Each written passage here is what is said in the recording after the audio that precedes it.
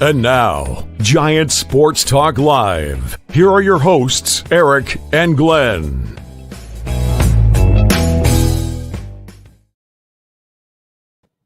Well, a good evening, everybody, and welcome into it. It's Giant Sports Talk Live. Your host, Glenn, with you on a Saturday night after a Giants 9-0 victory.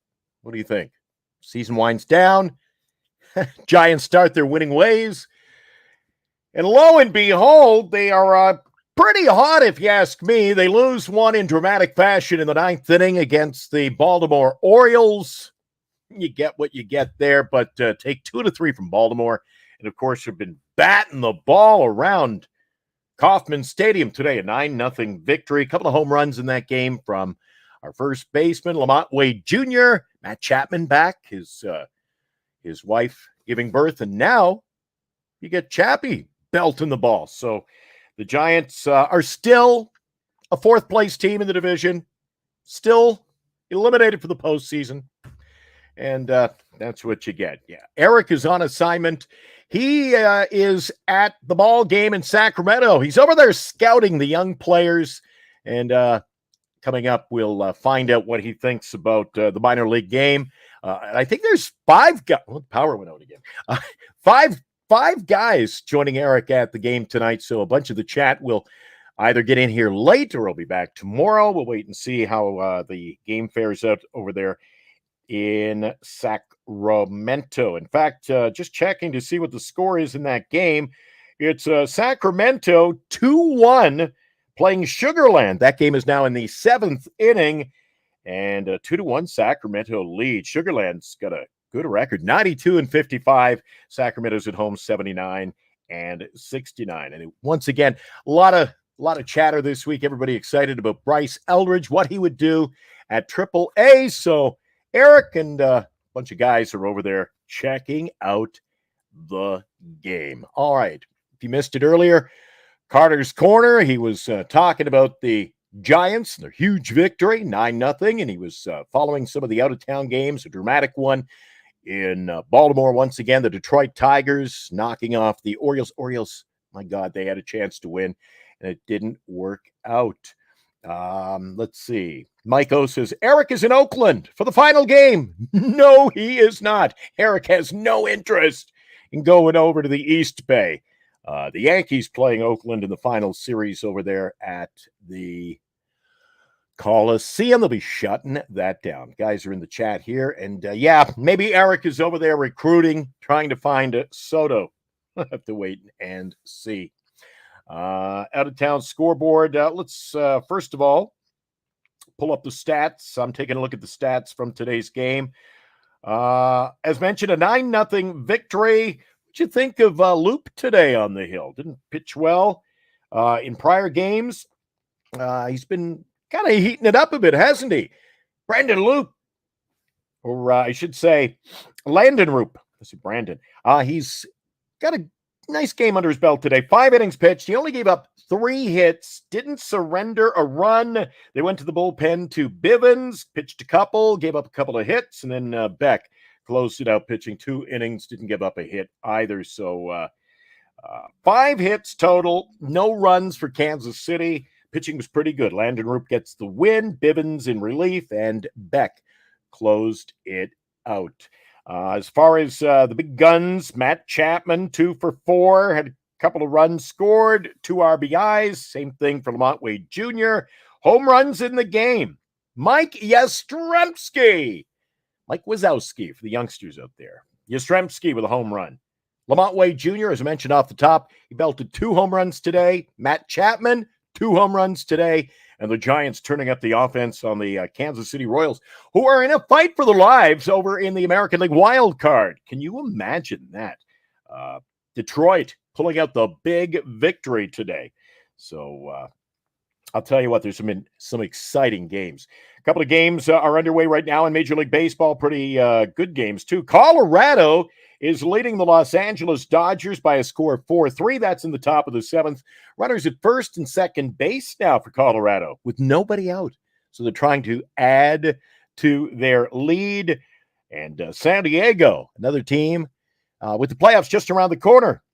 looking good. 6-2 lead over the Chicago White Sox in that game is in the top of the ninth. So barring a miraculous offensive outburst by the Sox, San Diego is going to win.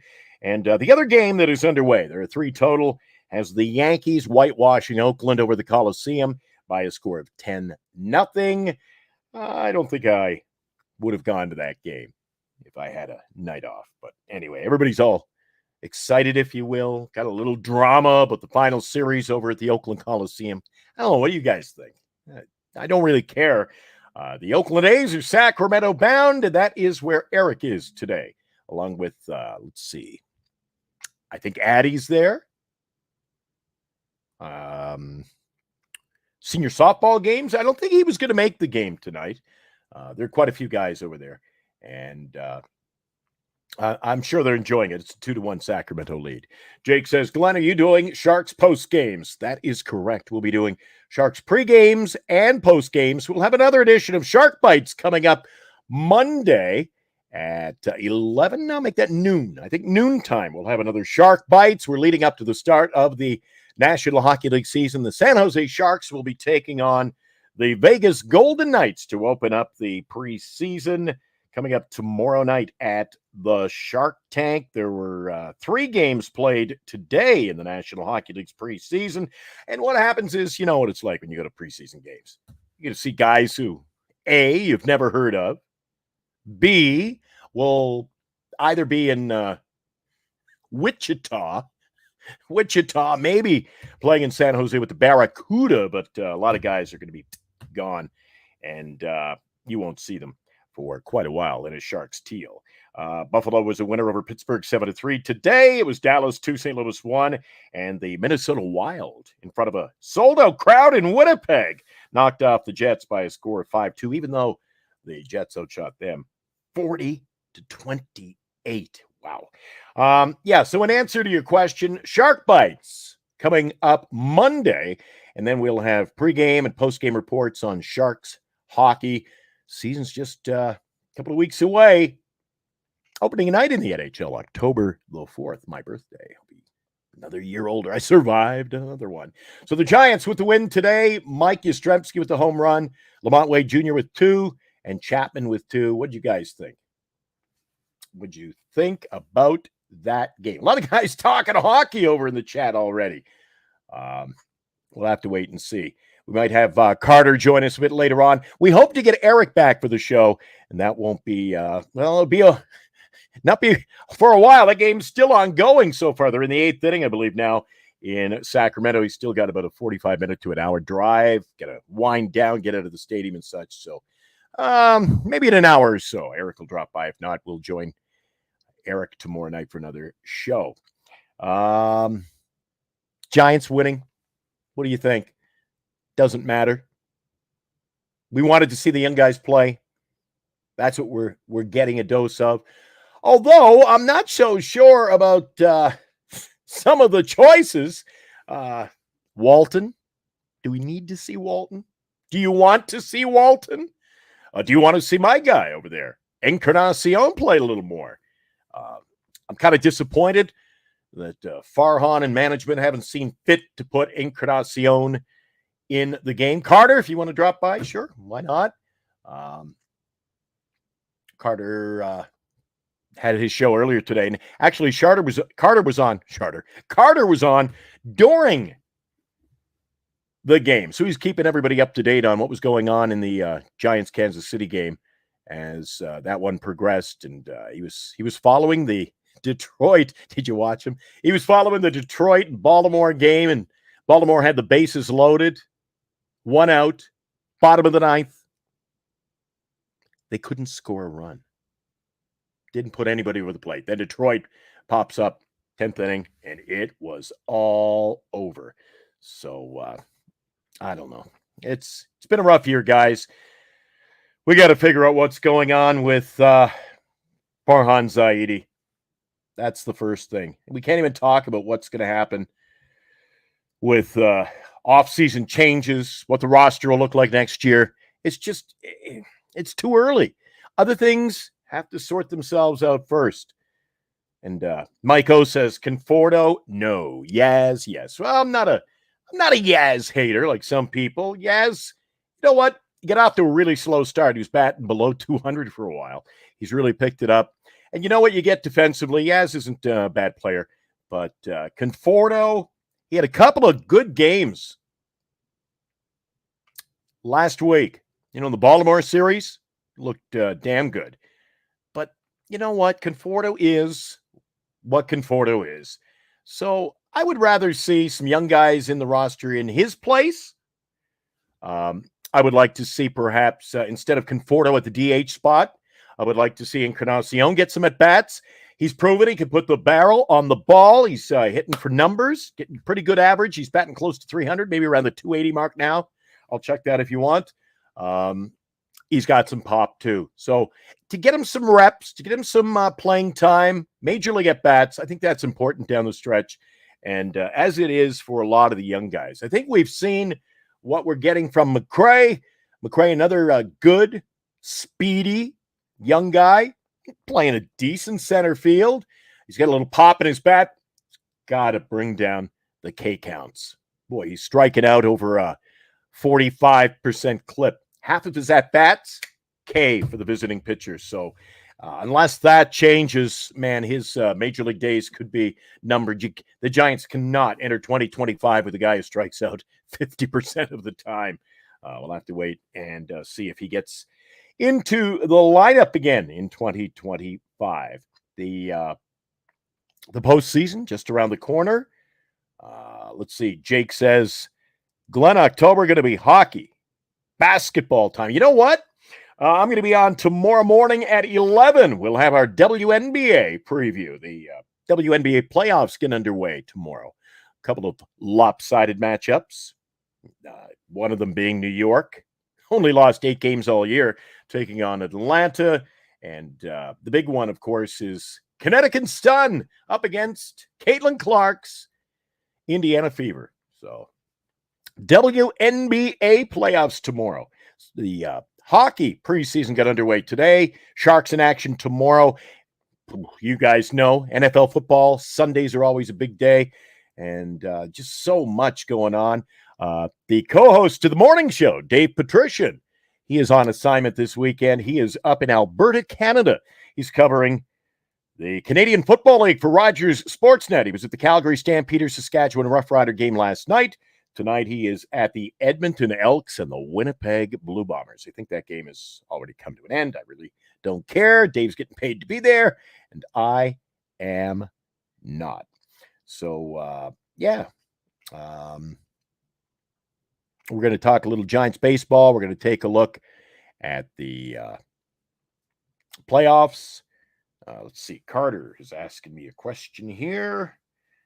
See if I can get this answered for him. He is off air right now. And I'll tell you what, guys, I'll be right back after answer.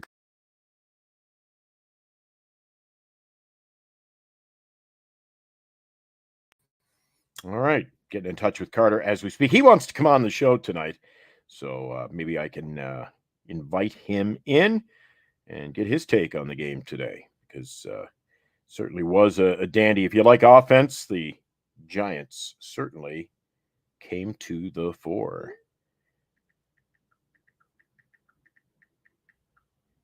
Everybody's still calling for Farhan's head, I think, out there. I'm sure that's going to happen. ER says it's been a change in the scoring in that game in Sacramento. Let me take a quick peek here. I was listening to the radio broadcast of that game, and it's now a 3-1 score. Sacramento is leading that game. So it's 3-1, and Estrada is at the plate. There's a name I haven't forgotten about, but another name that I have to question, why is he not on the major league roster? What do you think, Carter? Estrada playing in Sacramento, I have to question that one. Welcome in, by the way. It's a very big conundrum because if I'm being totally honest, Tyro Estrada plays a better second base than both Walton and Luciano. That's the first things first. But he reminds me of Orlando Arcia, Tyro Estrada, like on the Braves. he's a good fielder. But his bat leaves a lot to be desired. He doesn't have a lot of power. He doesn't knock a lot of people in, and he doesn't have like the average to justify why he's out there. Good God! Don't tell me you're getting on the Walton bandwagon, are you? No, I'm not getting on the Walton. Not much better. A lot worse, but not much better, eh? That guy has no bat and meh defense anyway. I mean, no. Oh my gosh. I'm here in my dorm right now. I just got back from doing something, and now there's like activity in my hall right now. I don't know, but Are the ghosts haunting you yet? Your first night in that new room. You got all the lights on, I see. Everybody talking about ghosts. Why is everybody talking about ghosts? Oh my gosh. Anyway, but yeah. Anyway, yeah. I actually have the Padres Sox game on right now. We have that one is that one's just about done, eh? That one is a 6-2 game. That one's in the 9th, and you've got Colorado couldn't score with runners at first and second, so they are still holding a slimmest of margins 4-3 win over the Dodgers. That one is in the bottom of the 7th. Dodgers coming up. You got the Yankees all over Oakland. No change there. It's 10-0, and top of the 8th inning. These Yankees got more going. They got runners on base, so that one could get not that it's already lopsided, could get out of hand and over with. I think it already is. All right, the Giants with the 9-0 win over Kansas City. We talked about that on your show. I dropped by your show. Glad you could drop in here. The Mets win 6-3. Atlanta wins 6-2. So the Mets did themselves a favor with that big win over Philadelphia. Atlanta, they've got to beat Miami, and they did. Problem is, Atlanta is chasing a team that keeps on winning. Yeah, they won't lose. The Mets, everything they have is pretty great right now. Like, if they can continue to do what they're doing, they will make the wild card. And basically what Atlanta has to do, it has to rely on the notion of I can't make a single mistake, but I have to rely on a team that's not making mistakes, make a mistake. And the Mets aren't making mistakes right now. They're really good. And I think the vibes, despite losing Francisco Lindor, everything's immaculate. It feels great to be a Met right now and a Mets fan. I mean, like, imagine how like Francisco Lindor feels. Like, he steps out, he's hurt for a little bit, but guess who comes in? An Acuna brother who's playing very well. I mean, what else do you need, man? Well, you really jumped on the Lindor bandwagon. I heard your show yesterday when you made a stunning statement. I am a believer that Francisco Lindor deserves the MVP of the National League. I really believe that. And I'm not joking either. He is really good. He has stolen bases. He's got great home run numbers. He's a fantastic.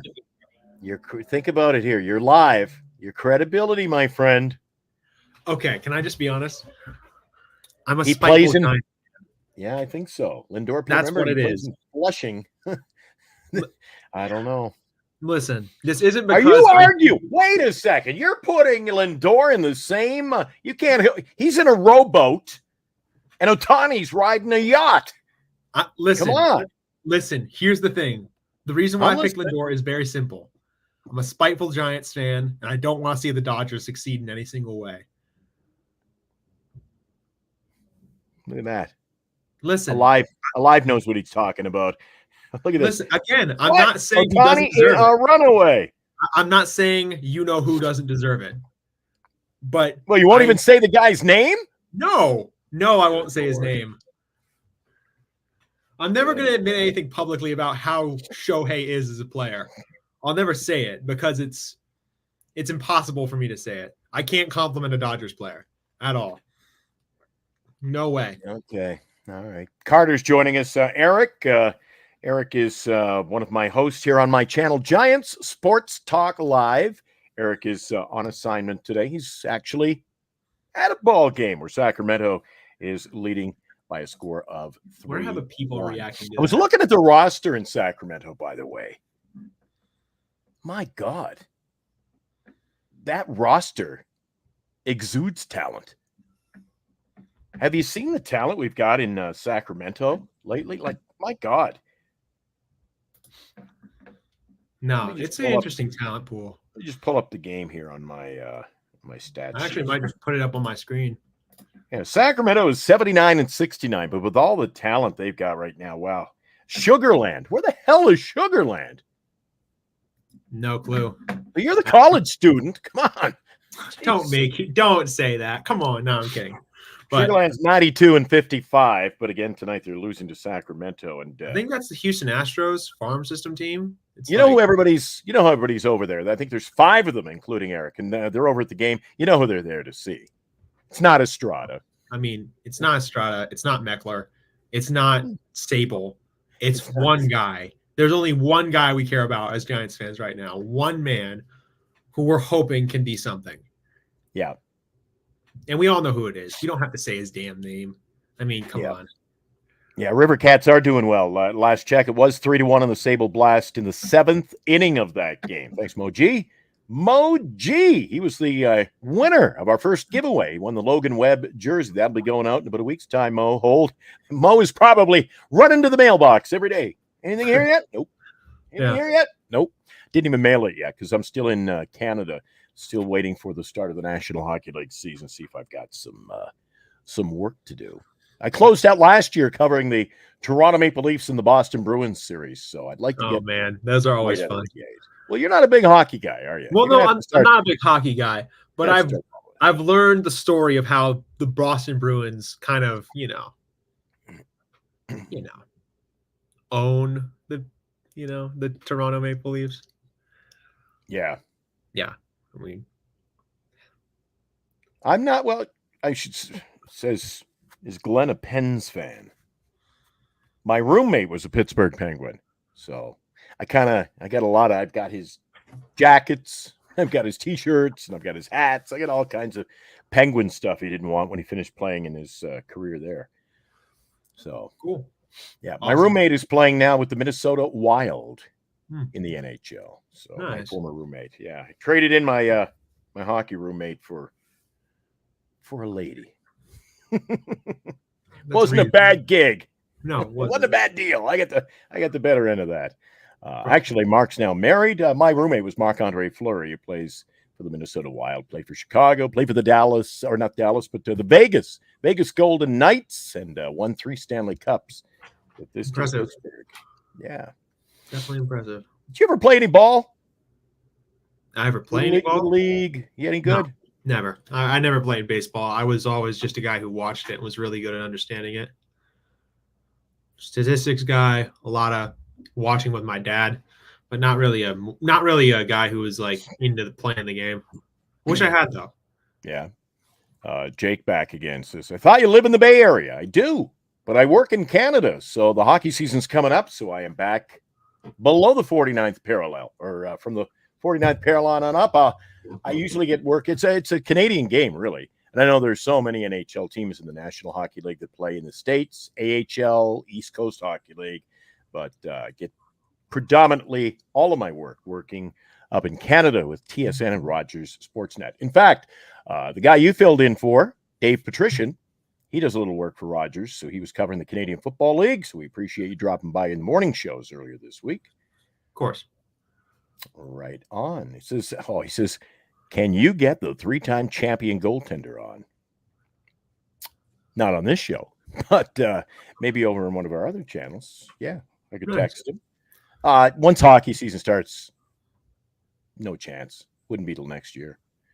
What do we got here from Bull Chat? Who the heck is Bull Chat? Is this a new viewer? I don't know. Bull Chat, are you new? In my life. Never seen him in my life. I guess if you're new to our channel, make sure you hit the like and subscribe. If you subscribe, we'll let you know when Eric and I, Carter, all our shows go on. Oh, I like this idea. I love this idea, by the way. This is a Giants need to brainwash its players in the offseason that the team is eliminated from the playoffs on opening day. The Tykes play better when it doesn't count. They do. This is the facts. These are the facts. This is the truth. Listen, the minute they got eliminated, I'm pretty sure our record's like 5-1. A 5-1 record, I believe it is. A 5-1 record ever since we got eliminated. Well, guys in the chat, what do you think? The team's winning, but are you like me? My God, we're eliminated. It really doesn't matter if we win or lose. And now what's going to happen is people are going to be in a frenzy because they're going to go about, I think now they could win a bunch of the games this week. You're going to see, depending on what team they play, little next weekend. Wait till next weekend. Nothing games against St. Louis. Well, and you're going to see some lopsided scores, I think, because, you're going to get teams that are already in the playoffs. They're going to be sitting some guys, resting them. Watch by next weekend what the LA Dodger roster looks like. Houston. Yeah. It's going to be a very funny roster.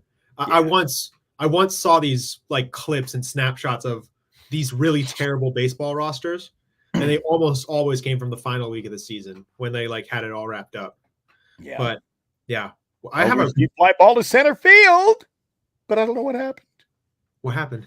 Warning track. Let me check. And I have it up here. Well, I got nothing. Anyway, wait, you got nothing yet? Nothing yet. See, somebody's ahead of me because it must be my dial-up internet. I've got Eldridge at the plate. A ball. Yeah, Glenn was he 1 for 3 at 269? Actually, he's batting 269 in AAA. That's pretty good. I don't think there's anything wrong with that at all. No, I mean it's a very limited number of at bats, so it's going to be a skew. Like he has like a 3-hit day, then it's going to be like a 400, and he has 0 hits one day. It's going to drop to 210. But Glenn, I have a question. Well, hang on. D-backs going to play. So they got 3 against the Diamondbacks this week. So that's going to be a series that the D-backs need to win. They have to win. The Diamondbacks are in a hell of a race right now. That National League East race, you get the Mets continuing to win. Atlanta's trying to catch the pack. Boy, that's going down to the wire. And I'm even more excited now about this Detroit team making the playoffs. That's a fun team. I like this team. Indeed. They play spirited baseball. They are playing spirited baseball. And the road trip is a statistical deviation from the norm. That is quite literally just the facts. We are horrible on the road, and we've been the exact opposite of that this week. But Glenn, I was going to ask you this. What do you want to know? Who are we thinking is going to win the pennants for the separate conferences? Who do you think does it? Because I think I have. Oh, that's a good. I was going to ask Eric about that, but you steal our thunder. So, World Series bound, huh? I think you're going to see. Ooh, boy.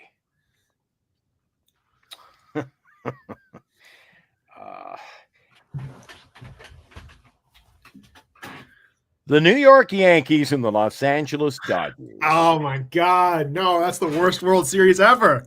That is the worst World Series ever. Alive says Mets Yankees. So Alive thinks one way or another, however it deviates through the playoffs, Mets will beat the Dodgers to get in.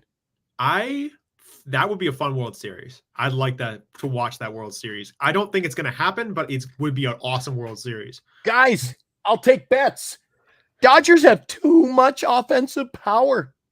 I think I know who it's going to be. I have a bet. I'm not sure if it's going to actually... I looked at the stats tonight to see, my God, what's Ohtani doing?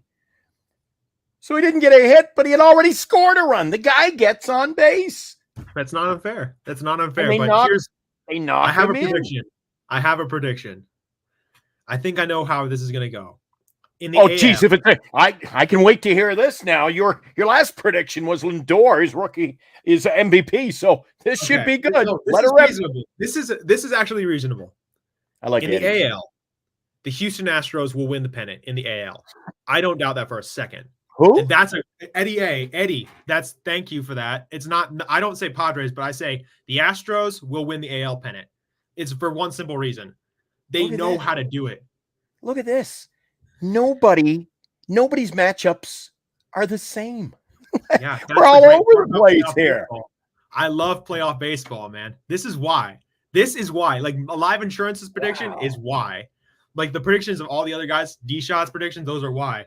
Eddie's prediction, but here's mine. The Astros are going to win the AL because they own the Yankees. That's very simple. Right. And with their track record, with the players that they have, Jose Altuve, Yordan Alvarez, Alex Bregman, Kyle Tucker, all of these guys, no matter how old, young or old, they know how to play in the playoffs. They can take that because they just know how to do it. They've won after the trash can stuff and before it. I mean, they just know how to take this on. They've went to 7 straight ALCSs. You think that's going to deviate after all this time? I'm willing to bet on it. And then for the NL, This is controversial because the NL, in my opinion, is wide open. Dodgers. I have the Diamondbacks.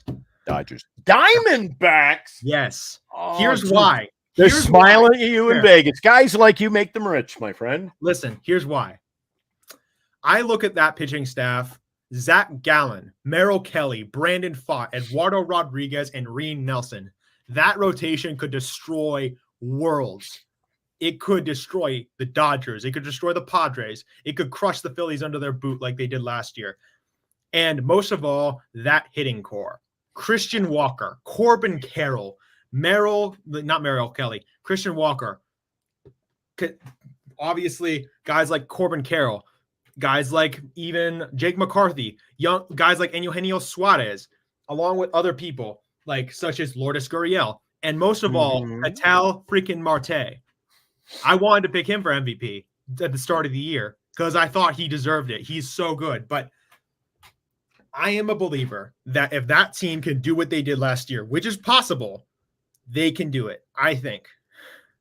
I mean, the collection of talent, the pitching staff, the bullpen, it's perfect. It just has to have the right moments, and I think it can. The MVPs are already decided. Pretty much.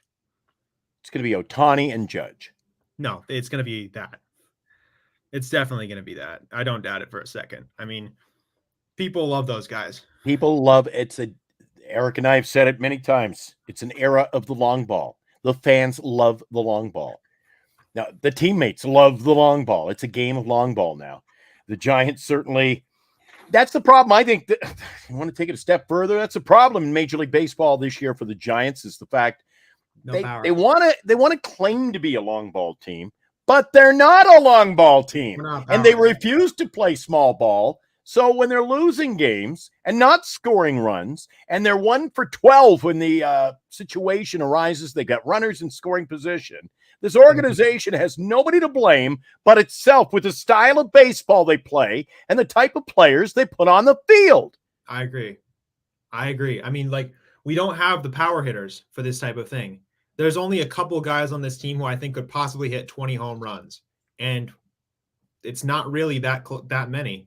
It's like 2 or 3 people, in my opinion. Maybe even only 2, if I'm being totally honest with you. But if this prediction, wow, Twins. It's a hipster pick. It's a hipster pick for sure. And I like Kansas City. That's something I will say. I love Kansas City. I think that team is really good. It's just they're skidding a little bit right now, and they have to get back to it. If they don't, only get a week left. You know what? You saw with Texas, you saw with Arizona last year. Teams hot going to the postseason is the team that'll win. But you look at this stat here. The Padres have won 7 of 10 from the Los Angeles Dodgers. Now, that would lead me to believe the Dodgers are overdue to pick up the wins. And you tell me you want to go to the postseason facing Yamamoto? No, I don't. I don't like. Listen, Yamamoto, okay, I'm trying not to compliment him at all because, okay, you know what? Screw it. You're just anti-Dodgers like the rest of them. Okay, you know what? No, I'm not. I'll compliment him right now.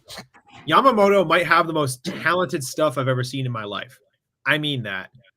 He's got so much good stuff, but I will say we own him. So I don't know, because whenever he faces us, he gets crushed.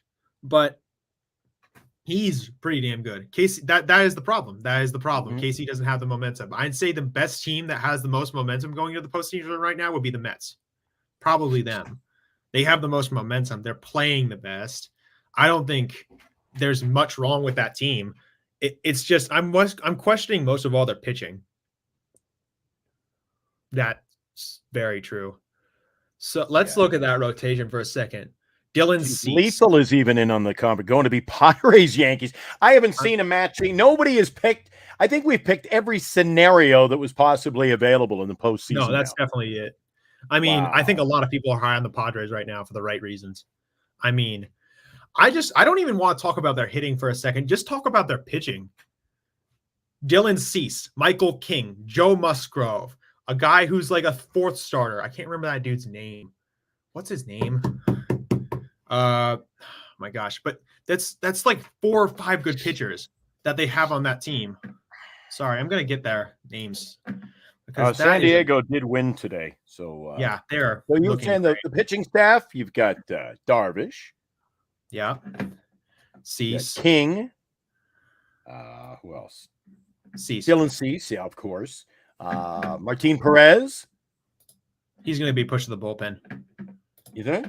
Yeah, well, his ERA is a little too high, and he's not really a fastball. He doesn't have enough power in his pitches, so they'll kick him to the bullpen and have him eat innings if they ever have to pull a guy early. But looking at that rotation, Cease, King, Musgrove, those three pitchers could be a great 3-man rotation for the postseason. And then you look at guys like Yu Darvish. I mean, Yu Darvish has had his moments in the postseason, not the good moments, but he's had his moments.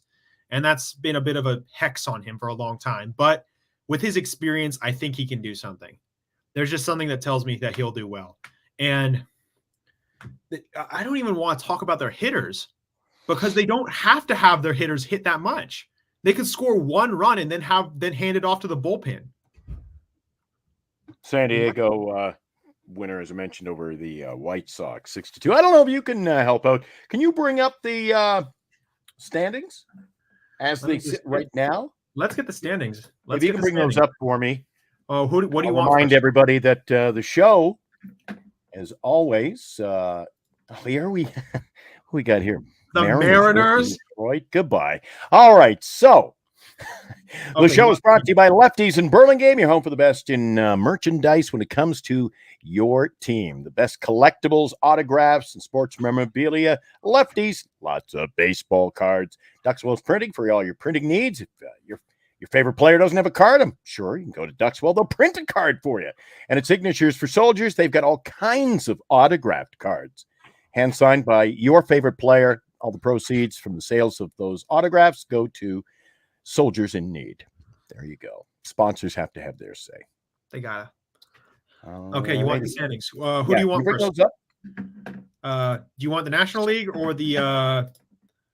Let's start with the American League. You got the American League there, or I can bring up the National League. Whatever. I can bring it. I can bring it up. Both of them at your fingertips. Yeah, I have it at my fingertips right now. Yeah, here we go. The White Sox, 119 losses, going to set the record. That's right. We got over a week to go, or 8 days to go. Is it sharing right now? Is the screen sharing? See. Oh, there we go. All right. So we have the Baltimore Orioles, once neck and neck with the Yankees, now skidding a little bit. They are in a bit of a tailspin. I'm not saying they're crashing to earth, but I think they're in a bit of a weird spot right now because they are in the perfect position to get trapped by the new wild card. I mean, then you got the Kansas City Royals, who are in a massive slide, 6 losses in a row. The Minnesota Twins, who are hanging on for dear life. Yeah, I'd say half-game lead, but they've got a game at hand. So that might, that game at hand can come back to haunt Detroit. That will come back to haunt Detroit. I mean, the game today, by the way, that's because Minnesota was to have played today at Fenway Park, and the game got rained out. So they got one in their back pocket now. Yeah, I would. A good hipster pick, in my opinion, would be the Detroit Tigers for winning one series. I'm not going to say they're going all the way to the CS, but they look like a good team. And as we said, momentum is a massive factor in the postseason. And you saw firsthand what they did today. Baltimore had a chance. Well, Baltimore shoot themselves in the foot more often than not. They had a chance to win the game in the bottom of the 9th and just could not push a run across. And then Detroit comes up and boom. I thought I was watching Giants baseball, if I'm being honest. I thought I was I saw Santander and Kauser miss those hits, and I was like, that looks familiar. And yeah. And then I think Minnesota is gonna fall out because they are looking really bad, scary bad right now. I mean, and then Detroit and the Mariners are trying to stay alive. I mean, the Mariners, I don't think they're going to do it, but they are trying to stay alive, how they can. And then, just looking at this is going to be between these two in particular, the Twins and the Tigers, it's going to be close, very close. They have to keep it going though, Detroit. if they're going I to was do looking this. at that Detroit roster earlier today. They're not doing it with superstars.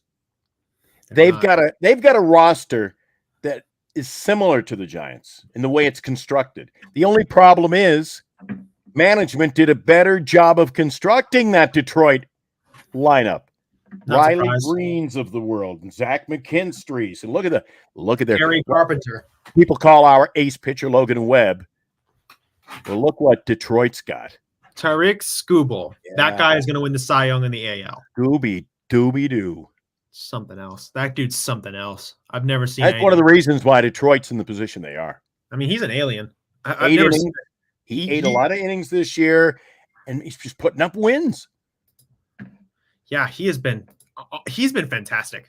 I haven't seen a guy. He was going to win the Triple Crown this year, but Chris Sale's just been way too good. I mean, Minnesota's got to watch themselves 5-5 in the last 10, and look at Kansas City after today, 3-7, while Detroit's 7-3. If Detroit keeps up the winning, this week's so huge. Let's jump over to the National League. National League, ladies and gentlemen. The San Diego Padres, they're going to make the postseason. They have a good cushion. They're going to continue to do well. And tomorrow, I'm willing to bet tomorrow, they will help the Chicago White Sox set the record for the most losses in an MLB season ever. Oh, you think it's going to be a sweep now? It's going to be a sweep. Oh, because again, the Padres, they have to do it this year. If they don't do it this year, they're a failure, in my opinion. They have failed, and they haven't been. I'm taking a look, Carter. I'm taking a look tomorrow. White Sox 36 and 118, San Diego 88 and 66. What do we got? We have got Yu Darvish pitching for those Padres. He's 6-3, and of course he was recently injured, so he's getting back into the swing of things just in time for the postseason. Up against Sean Burke. He used to be a goal. Sean Burke was a goalie for the Hartford Whalers. Now, obviously, he's pitching. He's 1-0. Actually, not a bad ERA. How does the Chicago White Sox pitcher get a 2.25 ERA? By a bit of luck. I can't believe that.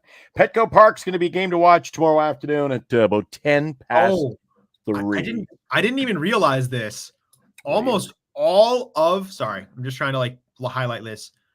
Every team has, besides the Braves, Mets, and Diamondbacks, and the Padres, have been eliminated from the playoff race. Yeah, so there's one more team to be eliminated. 2 more. Atlanta won today. The Mets won today. And this is the problem. Not just when you have to beat multiple teams and leapfrog. They've got to catch the Mets who keep winning. Look at Atlanta, though. Look, Atlanta, 5-5 in their last 10, 7-3 the Mets. So Atlanta has got to get hot in a hurry and hope for a little luck from other teams, a little help. Yeah. And look at the Padres, 8-2 last 10. I think they're playing them in a few days.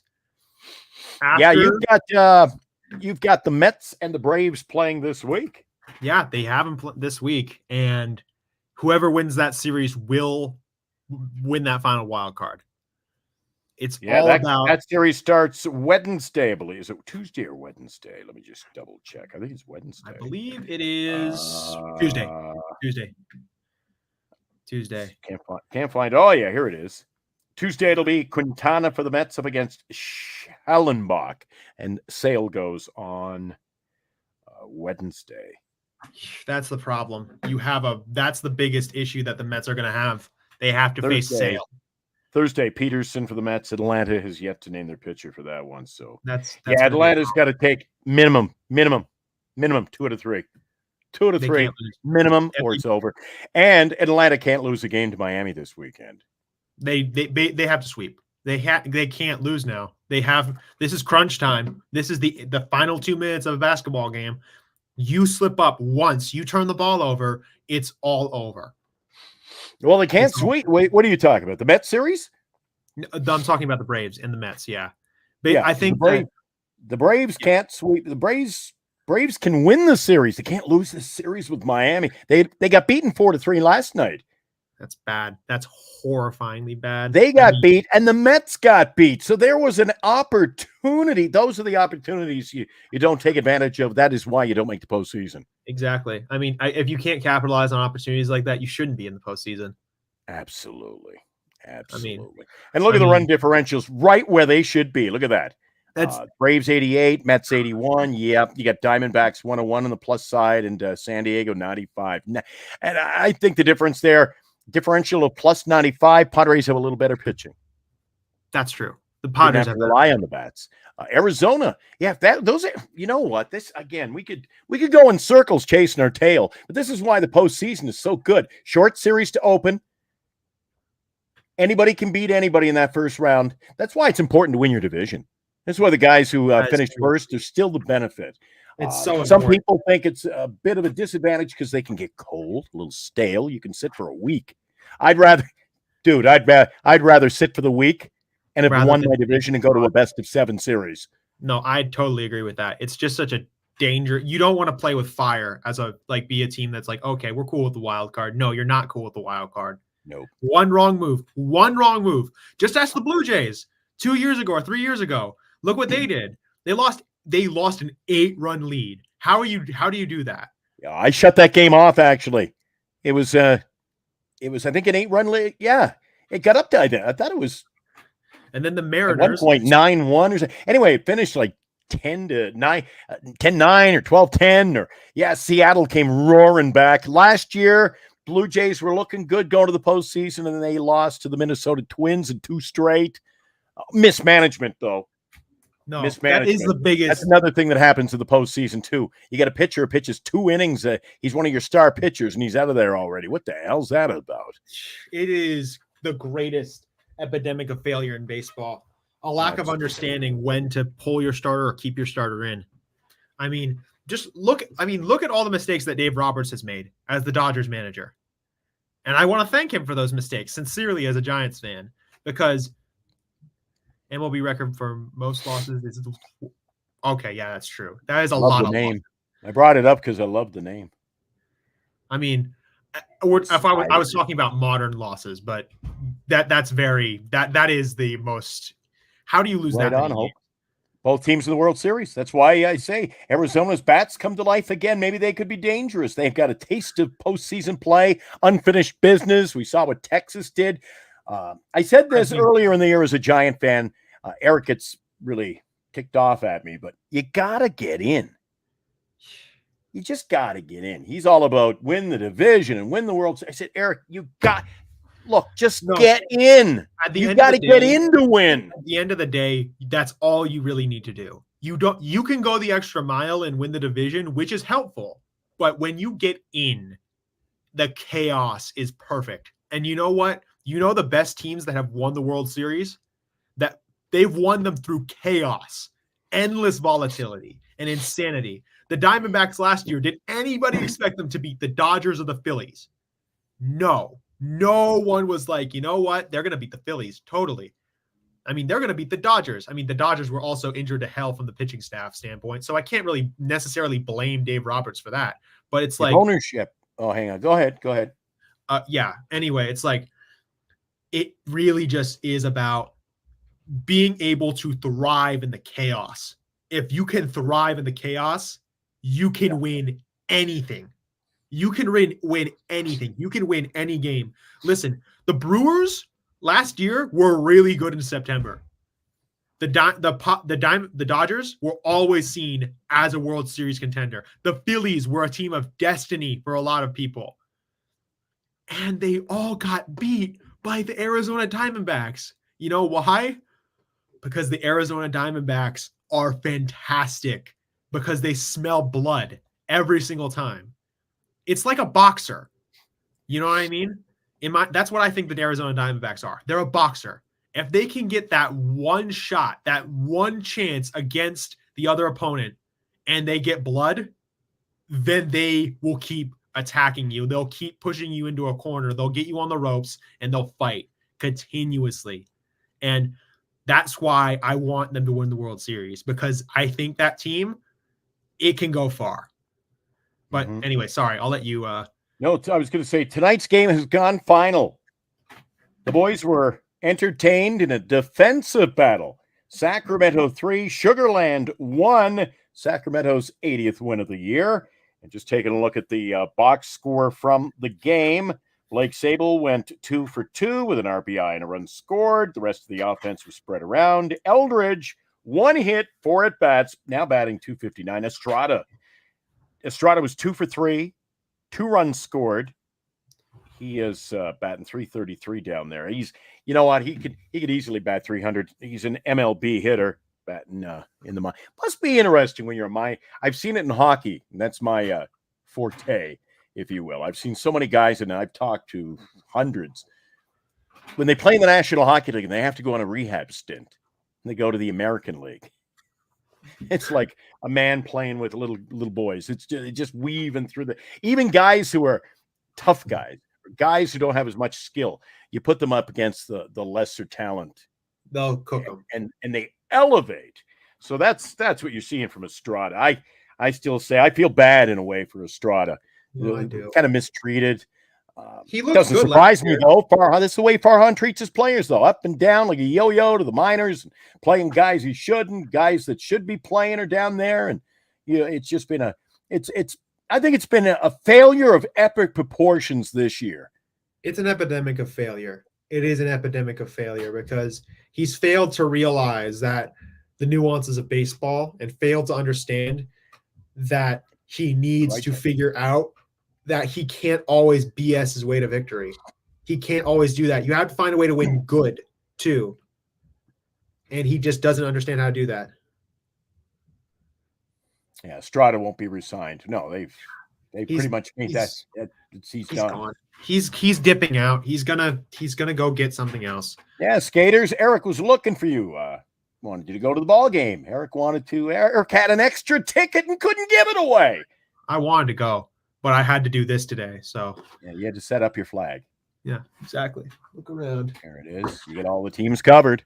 Yeah, there you go. Close the drapes. Much activity out there on campus or what? You had a great view earlier. I was watching your show. Pretty quiet, actually. Pretty chill right now. Except for out there in the halls. People are kind of having fun, I guess, but I'm chilling here. Skaters going tomorrow. Tomorrow's $5 day, and I'm getting some autographs.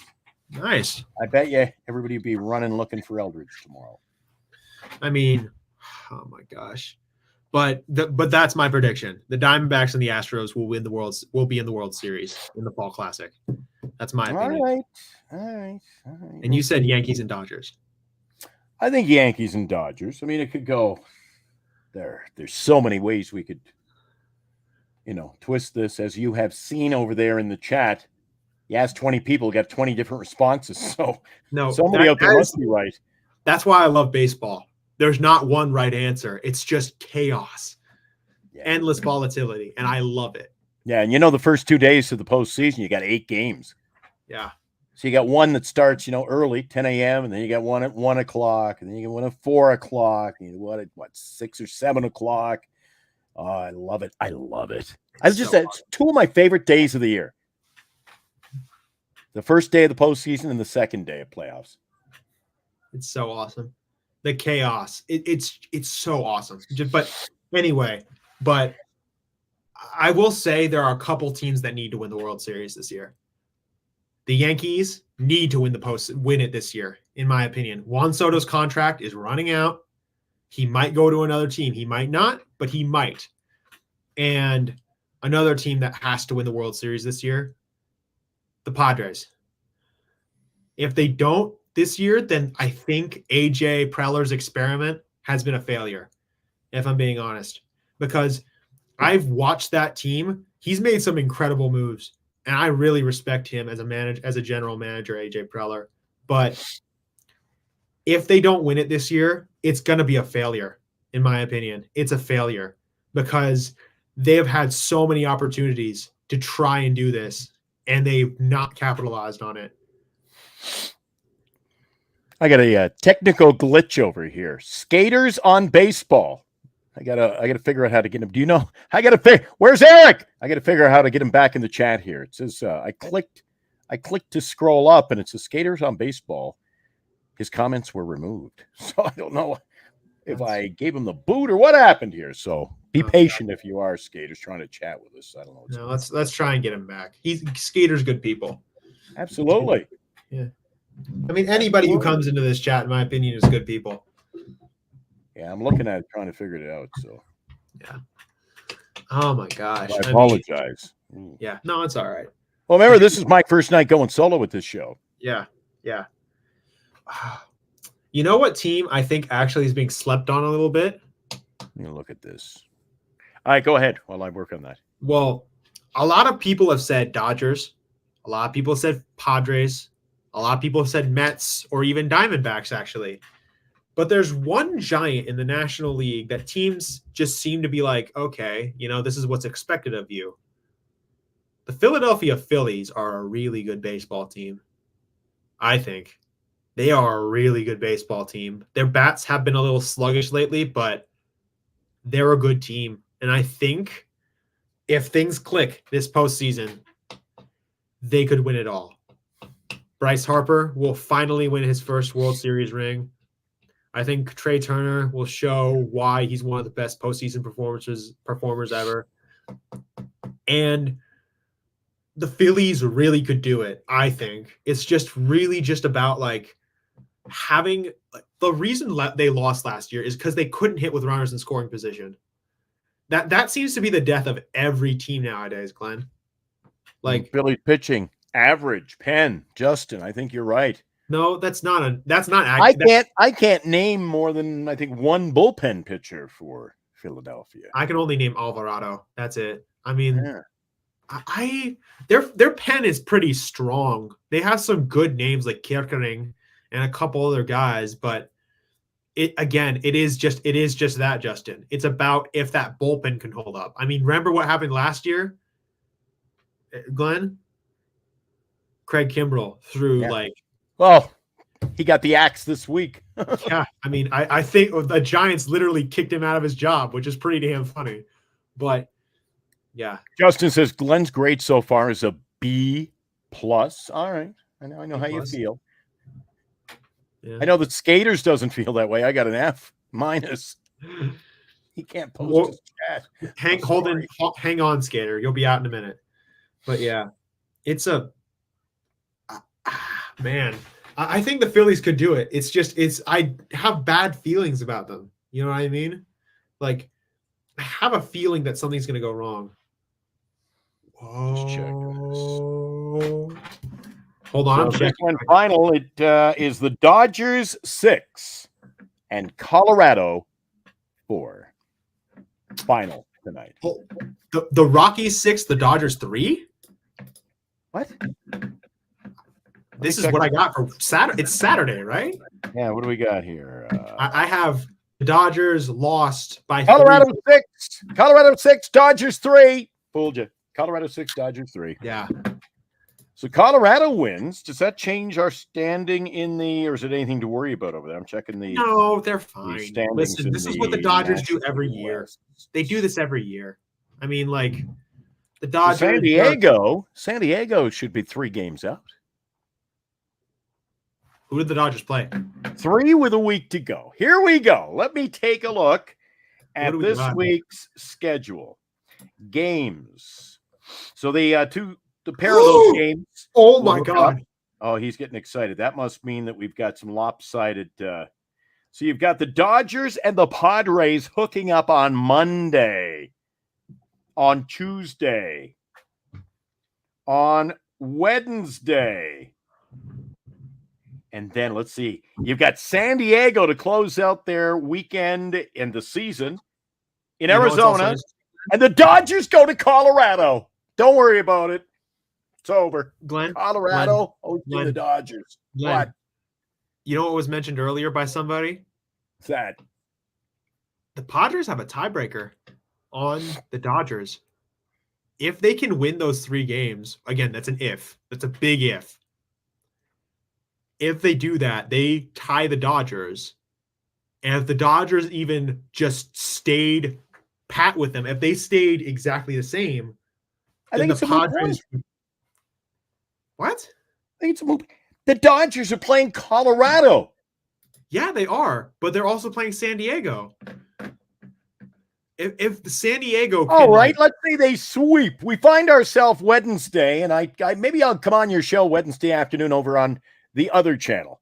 Right. And you go, my God, they're tied. I go, yeah, let's see what happens by Sunday. The Dodgers, let me repeat. Did you hear me? The Dodgers are playing Colorado. Colorado. Do you know who they are? Colorado? Ooh. Yeah, but Colorado beat them today. Ugly. By a fluke. One game does not make yeah, the history of baseball. Well, that's what I mean, Glenn. It's a fluke. Like it can happen. Yeah, you know what a fluke is? A fluke that is something that happens once. Exactly. It already happened. Wait till next weekend. It's going to be a blowout. My point is, if it happens, and they're playing in Colorado. That's the thing. Even you watch the Dodgers will hit about 12 home runs. I know. I'm not disagreeing. But what I'm trying to say is, if some BS happened and the Rockies actually won that game, which is possible, listen, we just beat up on the Orioles. The Orioles are a far better baseball team than us, and they lost 9-0. BS can happen. Some fluke stuff can happen. And I think if the Padres were going to try and scare the crap out of the Dodgers, they have a chance because they have them in like a couple days. All right. And I, for one, am going to get my popcorn and see how that goes. But okay, can we keep it real though? How old are you, by the way? You're 18. I'm 19. Right? I'm 19. So what's the drinking age where you are? Hilarious. What is it there? 20 or 20? 21 and 21 is the drinking age. Geez, it's 18 here. Just cracked open a cold one a few minutes ago. Look at that. Listen. Listen too on a Saturday night. Here's the thing. Here's another thing. The Dodgers have a habit of being humiliated by the scornful little brothers to the south all the time. The Padres and the Diamondbacks both kill them in the NLDS. I mean, I think the Padres and the Diamondbacks have the Dodgers number. I think. Because also another thing, the pitching staff that they have. Dodgers need to win. Keep that first seed. Yep. No, he's right. He's totally right. I mean, man, I love this, man. I love it so much. It is my favorite time of the year. I am the Pepsi generation. Oh, yes. Carter is correct. In what? There you go. I mean, thanks, Hope, for the validation, but what am I correct about? I think it's just what you're talking about. Okay. I mean, listen. I think it's. We'll just review it, though, next Friday. We'll see where we sit. A lot can change in the next 5 days. Listen, if I think that the Dodgers are spooked right now, but for a multitude of reasons. Here's why I think. They're spooked? They're spooked. I think for a couple reasons. Dude, we're a month away from Halloween. The postseason is about pitching. The postseason is about pitching. If you don't have a good pitching staff or like a mediocre pitching staff in October, you will be crushed under the boot of a better team. The Dodgers pitching staff is in shambles.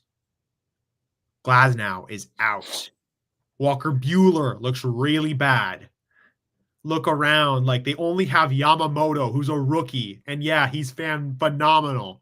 But that's all they have. Bobby Miller's trash. Gavin Stone isn't that good. I mean, I say that if they make it they will make it to the postseason. Obviously, they're the Dodgers. But if they face a better team that has better hitting and better pitching, which I think the Diamondbacks and the Padres have right now, they will be crushed, I think, under the boot of a better hitting core. Right on. Sorry? No, right on. I'm agreeing with you. Oh, sorry, Glenn. But yeah. Sorry. Anyway, I think if things go the wrong way, which is that their pitching staff is so depleted to a point of they cannot like sustain against a better hitting core. That not saying that this hitting core is better than the Dodgers, but I'm saying that this hitting core could best that pitching staff. The teams that they're in line to face are the Padres or the Diamondbacks. The two teams that have had them for the past 2 or 3 years. What does that tell you? I agree with you. I'm just of the belief that the Dodgers simply, even against good pitching, the Dodgers just have too much depth. They've got a good bench. You've got Yamamoto will go in game 1. telling you, Dodgers can be tough to beat. They're my pick. Much as I hate it. But... I'm going to curse the Dodgers right now. Yamamoto will become the next Clayton Kershaw. You're out to lunch. Anyway, coming up.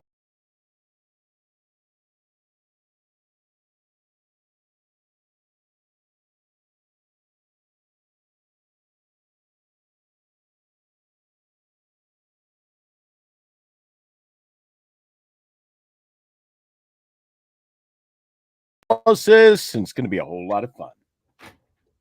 What are you doing? I was trying to see if I had been like, okay, whatever. Anyway, I'm trying to see if you can notice me. I could notice you. I did this to you. And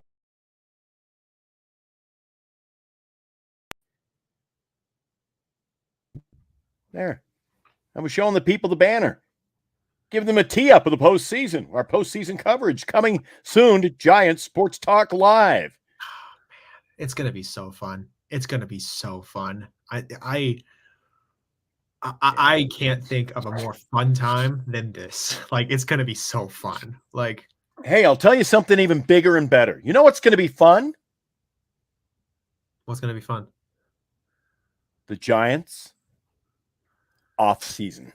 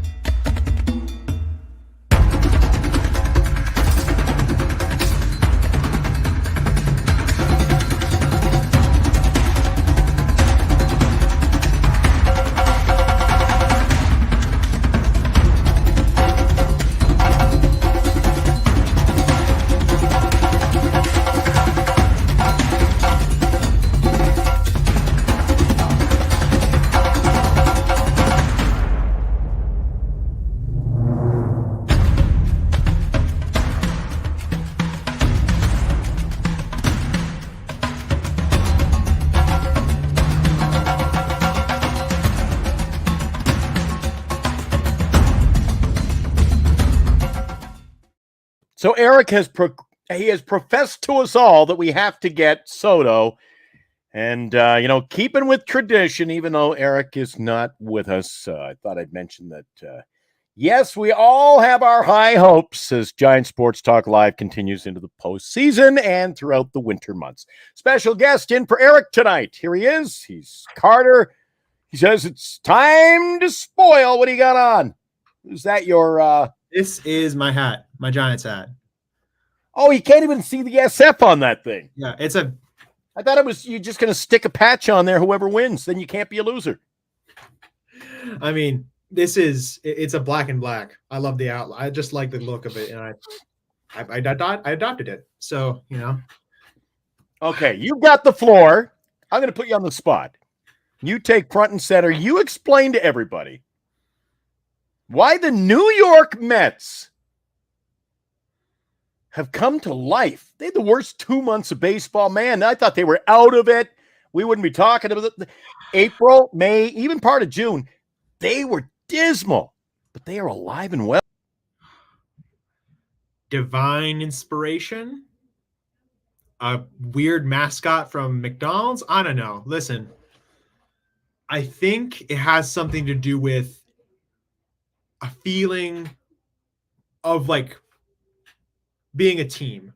I mean, Francisco Lindor held a meeting, I think at some point late in May. And he said, guys, this isn't good enough. What we're doing right now is not good enough. They also had the fear of, oh yeah, Steve Cohen, he's going to be selling some of us off. We're going to be going to different places. Pete might get traded. A couple pitchers might get traded. Some of our other people might get traded. Something could go wrong for us. So we got to go. We got to fight for all this. And what do you know? Like, Francisco Lindor, again, I'm not saying he's going to win the MVP. I'm saying that he's worthy of it. I mean, look at how well he's played. The guy bounced back from 2 terrible months to start the year and is playing like an absolute dynamo. I've not seen anything like that. He's an incredible player.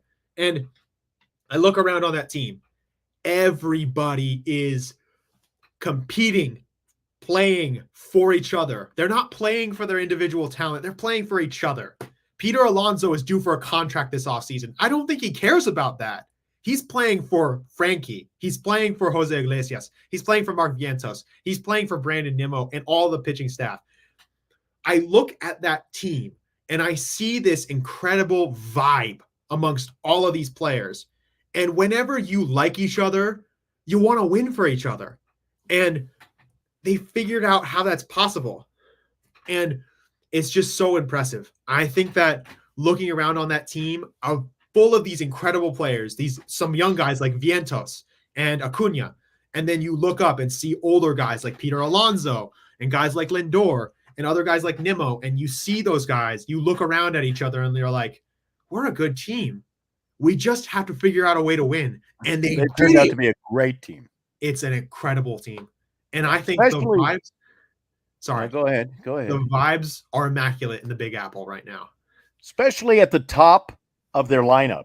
The top of the lineup right now, you've got Iglesias. He switches between second and third. Today he was 2 for 5, and he scored 2 runs. Nimmo was 2 for 5, scored 2 runs. He had 3 runs batted in. And Vientos was 2 for 4, scored a run, and he had 2 runs batted in. Now, the problem with the Giants roster, don't get consistency at the top of the lineup. They have no bottom of the lineup. Today, the Mets at the bottom of the lineup, Alvarez, 1 for 3, but he walked, had 3 RBIs, and he scored 2 runs. That is a team that competes from number 1 to number 2. Glenn? What? Sorry, I thought. Oh, so I was leaving it for you to jump. Sorry. Okay, can I also the flow of this, my friend? Sorry. Can I mention how much I love Francisco Alvarez? Go ahead. He's incredible. I think that, look at the young guys on this team. They're competing too. They want this damn thing, and they really do. Francisco Alvarez, his bat's going to come around, and he's already an incredible catcher. I mean, you have Jet, what's his name? That dude in center field. I can't remember his name, but he's for the Mets. It would be Harrison Bader, wouldn't it? Bader. Yeah. He's not a great hitter, but he's still trying to get it done. He's going to lay a bunt down and run to first base as fast. He's a good hitter today. 2 for 2. He's batting 245 in the year. That's not bad. That's just above league average. Iglesias batting 330 in that leadoff role. He's 32. Everyone thought that dude's career was over. You got to understand, everybody in the league said, you know what? This guy's just a random singer. Why should we give him an opportunity? He's a great ball player. Francisco Lindor is a great ball player. Oh, my God. D-shot. Where are you? D-shot. Here we go. Carter has started a revolution. Listen, a DH shouldn't win the MVP. Hey, Addie. Hey, wait a second. Addie's here. Addie, were you at the ball game? You must live close to the ballpark. Addie, were you over at the game with Eric? I'm waiting to find out if Addie's already home. Right. Maybe Addie will come on the show with us. Yeah. I thought he was going to go to the game. Maybe I'm wrong. Eric was spearheading that whole thing because I couldn't go to the game. Yeah. I mean, I'm looking at this Mets team, and I see spirited baseball. Spirited baseball. They're playing with the notion of we want to win it all. This isn't just some half-assed attempt. So Addie must be out at he's gone to college too. Is that where you're at, Addie? You packed up and down there in the SoCal? Is that where you are? Man, I mean, I'm seriously looking at this Mets team. Oh, yeah. Uh-huh. Yeah, he's down there, and he's gone to college. What is it? Start of the? How does this work? I thought college was already underway. What are you guys doing? Just jumping on board? We have quarters, so it's a weird thing. It's like football then. Well, illegal substitution. There we go. Okay. I mean, I'm just All right. looking at. I was going to say, let's just get back to our San Francisco Giants for a second No, now. yeah, So that's the true. San Francisco, yeah, we got to. We It's got called Giants Sports Talk Live. So let's take a look at today once again. So you had the Giants with the victory. They were popping the ball over the fence. I liked what I saw from Wade today and Chapman for today. Chapman was bounced into the 5-hole where he looked really good. Casale, nice couple of swings on the ball. I caught that while I was listening to your show. I was watching the game off and on. Yeah. The Giants have these days where they make you excited. They reel you in, if they will. And then they're like, the big one. They just snap your line. I want to make a comparison. I mean, there is this team called Liverpool that plays in Europe. They're a soccer team. They showed a lot of potential. Here's the thing about Liverpool. They would, if you have to understand soccer a little bit, but there's this thing they did. They would smack this horrible team, Bournemouth, 9-0. They would win 9-0. And then the next day or in the next couple of weeks, they would lose to that team 1-0. The same team that they blew out 9-0, they lost 1-0. Yeah. That's the San Francisco Giants, in my opinion. Well, they had no trouble today. Liverpool, they were a winner over AFC Bournemouth by a score of 3-0. I was going to say 3-0. I guess if you're going to be a professional, you got to say 3-0. I might even have to start talking British. Yeah. You follow that sport? Do you follow soccer? Yeah, I do. I have been invited so many times to go to a San Jose Earthquake game, and I have passed it up. I mean, American soccer isn't that good. No, it's not good. I'm keeping. My dad played. My dad was a pro. My dad played. I didn't know that. Oh, nice. Yeah, he played in England for Tottenham, and he played for Glentoran in the Irish Elite League. Nice. In the 1950s, late 50s. My dad. That was when Tottenham was good. I mean, I don't know if they were good. He didn't play long, so he moved to Canada. So yeah, I mean, man, but yeah, my point is with the Giants, it's just maddening inconsistency. Like, that is what a 500 team is, obviously. They are maddeningly inconsistent. You can see these flashes like today. You will see moments like today where you're like, wow, where did that come from? And then you'll have terrible days where you'll like get shut out by Chris Sale. And obviously Chris Sale is a great pitcher, but you have to be able to make those situational hits. I mean, what are we doing, man? What are we doing? Like, yeah, what are we going to do about the what's your thoughts on the bullpen? Bullpen? I think the bullpen has been decent, but it's been also inconsistent in many ways. Ryan Walker is the model of what I want a reliever to be. In my opinion, he's the model for what I want to be. Tyler Rogers is good. Listen, I'm not on the hate train of Tyler Rogers. I don't think, oh yeah, he's terrible. He's not a bad reliever. I think he just has some bad days. He'll have like 9 good days, and then he'll have 1 bad day. I mean, that's not the best, but he's certainly good. And Taylor Rogers, though, he doesn't get any swing and miss ever. Those are lucky games. Man. What? But then you have Camilo Doval, who is just horrifying. Like, I've never seen a reliever that has given me more fear than that guy. He doesn't strike fear into the hearts of the other opponents. No, he strikes the fear in the hearts of the fans because they're like, oh, God, this is going to happen, isn't it? But then you have like other decent relievers. Eric Miller has had a solid rookie season. I'm not saying he's been great, but he's been okay for a rookie. That Sean Hajeli has made the transition to the bullpen okay. I mean, it's his first year. It's both him and Jelly in Miller's first year in the bullpen. And you think though that Jelly should be more dominant given that size? He really should. I think he should. He just gives up way too many home runs, in my opinion. Yeah. Like he sometimes just doesn't have control of his knuckle curve and leaves it in the middle of the plate. And that's his biggest issue, in my opinion. He's a good player. He just needs to be better. Yeah, agreed. I think there's going to be overhaul. There's got to be a lot of changes, though. Boy, we got to overhaul this thing. It's got to be like we need to get rid of everything that's non-essential, in my opinion. Like first base, second base, 1 outfield position, a lot of people are saying Fitz might play second base. And who? Bring in Bo Bichette. Bo Bichette's accessible. Okay, that's fair. But I don't know how much they're going to... The Blue Jays are probably going to try and sell him at a BS price, though. That's the biggest problem. I mean, yeah. So, yeah, third base is locked down. Catcher is locked down. The outfield is pretty locked down for the most part. Jung-Hoo Lee and Ramos will be in the outfield next year. That final spot, in my opinion, all depends on this offseason. That one last spot in the outfield depends on the offseason. We all know who I'm talking about. I mean, yeah. Yeah, I guess so. You're right. Yeah. You're right. But thankfully, I'm going to say this. Grant McCray has shown me why we should give him a chance.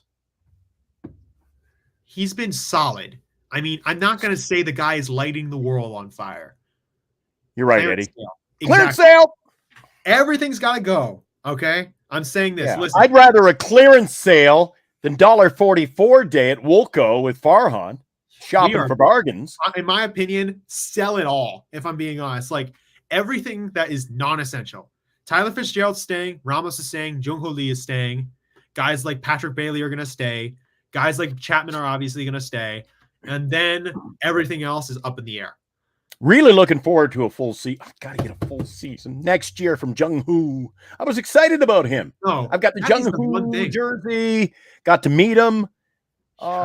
Listen, I was going to say this about Jung-Hoo. It's like, even I thought when I started the season with Jung-Hoo Lee, I was like, you know what? Like, it doesn't really matter how this season goes. Because I thought, you know what? We have Jung-Hoo Lee. And if he turns out to be really good in the league, then who cares how well we do? Because that's our future. You know what I mean? Yeah. Yeah. I mean, it's like, but then he got injured and I was more pissed off than I've ever been. Who's that? Oh, man, that's such a cool picture, man. He doesn't look enthused to be spending time with me, though. He looks very monotone. Man. He was. Oh, he's so he never smiles, that guy. My Asian brother. He smiled. He got a picture with my Bernice and he smiled for her, but he didn't smile for me. And then I showed Eric this last night. Guys, bear with me. I don't know if you might have seen you were in for part of the show. I spent a half an hour talking hockey with a former voice of the California Golden Seals of the National Hockey League. Oh, man, that's so awesome. Mr. John Miller. What a voice. Like, truly a voice. He's great. Yeah, he's awesome. Fantastic. Man. And of course, I met so many of the players. Got ball signed by now. See how guys, let's see if nobody jumping in the chat and ruining this. Let's see if you know who this guy is.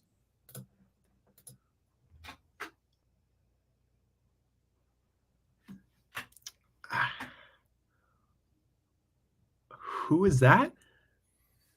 Kai Wei Tang. This was night before the kid. Night before his first game in the majors. Yo, that's one of my people. That's a crazy. Oh, okay. He's from Taiwan. He's one of my people. Are you kidding? There he was. I got him signed, but he spent a lot of time with me. Jeez, that was look at the hair on me there. Holy smoke. Man, that's awesome. Partying in the back there. Man. Yeah, awesome. So Kai Wei, I was talking to him, and who else was I talking to? Of course. You know who else I spoke. I spent a lot of time with this guy when I'm on road trips, talking to him in the hotels. Oh, man. Like, there's the stud. And I even I had the pink card on that day. There you go, man. That's my guy. He knows the minute he sees me, he lights up and he smiles. Yeah, and he always stops. Always, if he's in the hotel, he's heading to the elevator. I call him over, and he's like, "Hey, what's going on?" I think him and Monty are going to be around next year. Yeah, they're going to be the platoon until Eldridge is fully. Yeah, I want to see more of that guy right there. That guy. That picture. That is an awesome picture. It's an awesome picture. I took that one at that was opening day. Look at that. It feels like a Yeah, million anyway, years. I love That my feels like a Giants. million years ago. They let me down, but keep coming back for more. Right, guys? Keep coming back for more. Hey, I've sacrificed too much to be with this team. This is my favorite team ever. I got to see them win World Series. I can't not support this team. No way. No way. Like, Eddie's but got yeah, an interesting take, too. He says, I would not be locked in at Bailey a catcher. If there's someone better in the Rising or something, I'd shift. And you know what? I'm a little leery. Everybody is so high on Bailey, and I'm not. listen, I think Huge that, amount of inconsistency there for me. listen, Patrick, this is his first full year as a major league catcher. Not to mention he's dealt with like 3 injuries that have been massively problematic for him. Hey, Skater's back. There he is. Oh, good. Skater, Good. we had a technical problem, and I don't know what happened. I was going to answer one of your questions. I clicked it, and all of your questions, you were gone. So I don't know. You're back. I don't know what the heck happened. We apologize. So Skater's in. Thanks for being patient with us, buddy. Welcome back. My first time running a live show like this one. So anyway, but to answer Eddie's question, if I was gonna get rid of Bailey, I would have to be given something really good. Like it would have to be like a really good deal, in my opinion, because Patrick Bailey, this is his first full year as a big leaguer. He's had a concussion. He's had an oblique issue. I think he can be better than what he is right now. I can see him being better. That's the thing, because I saw that first half of baseball with him. I saw what he could be. Because again, this is what I say about prospects, rookies, and all these young players. I say, can you show me what I think you can be? Like, can you show me the flashes or like the brilliance that I need you to have? Because I see that with him all the time. Like I know, but what you can be and what you are 2 entirely different things.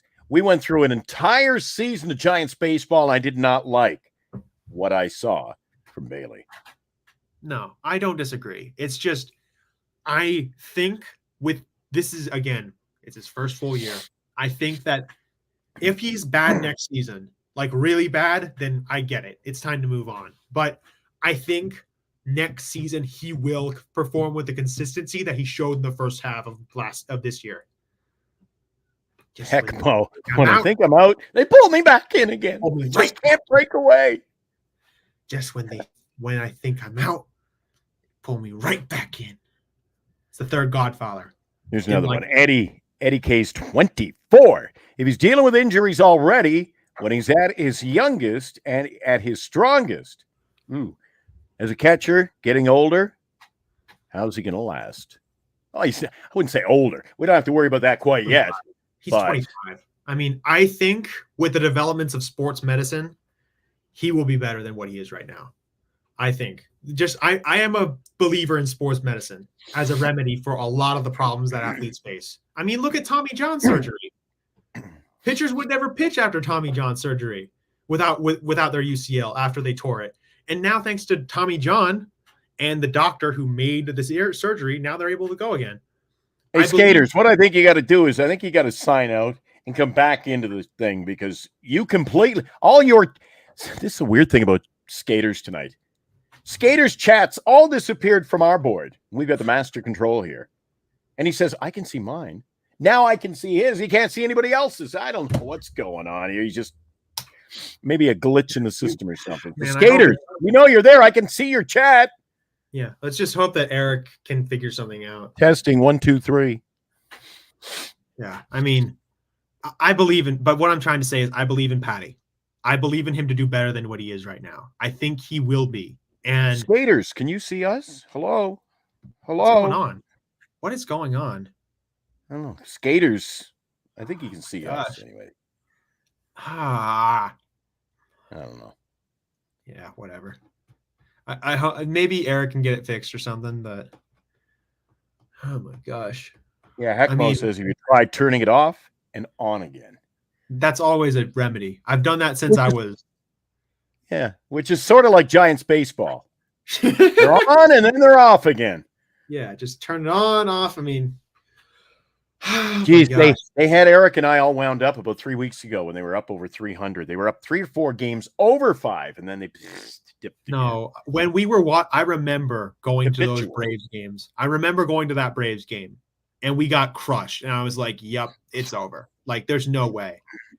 If you lose like that, you're not good enough." Yeah, I was at that series too. Yeah, were you? I think you were there the night. Was it the night we met? That no, that was the no. Was that the night we met? No, it was like a.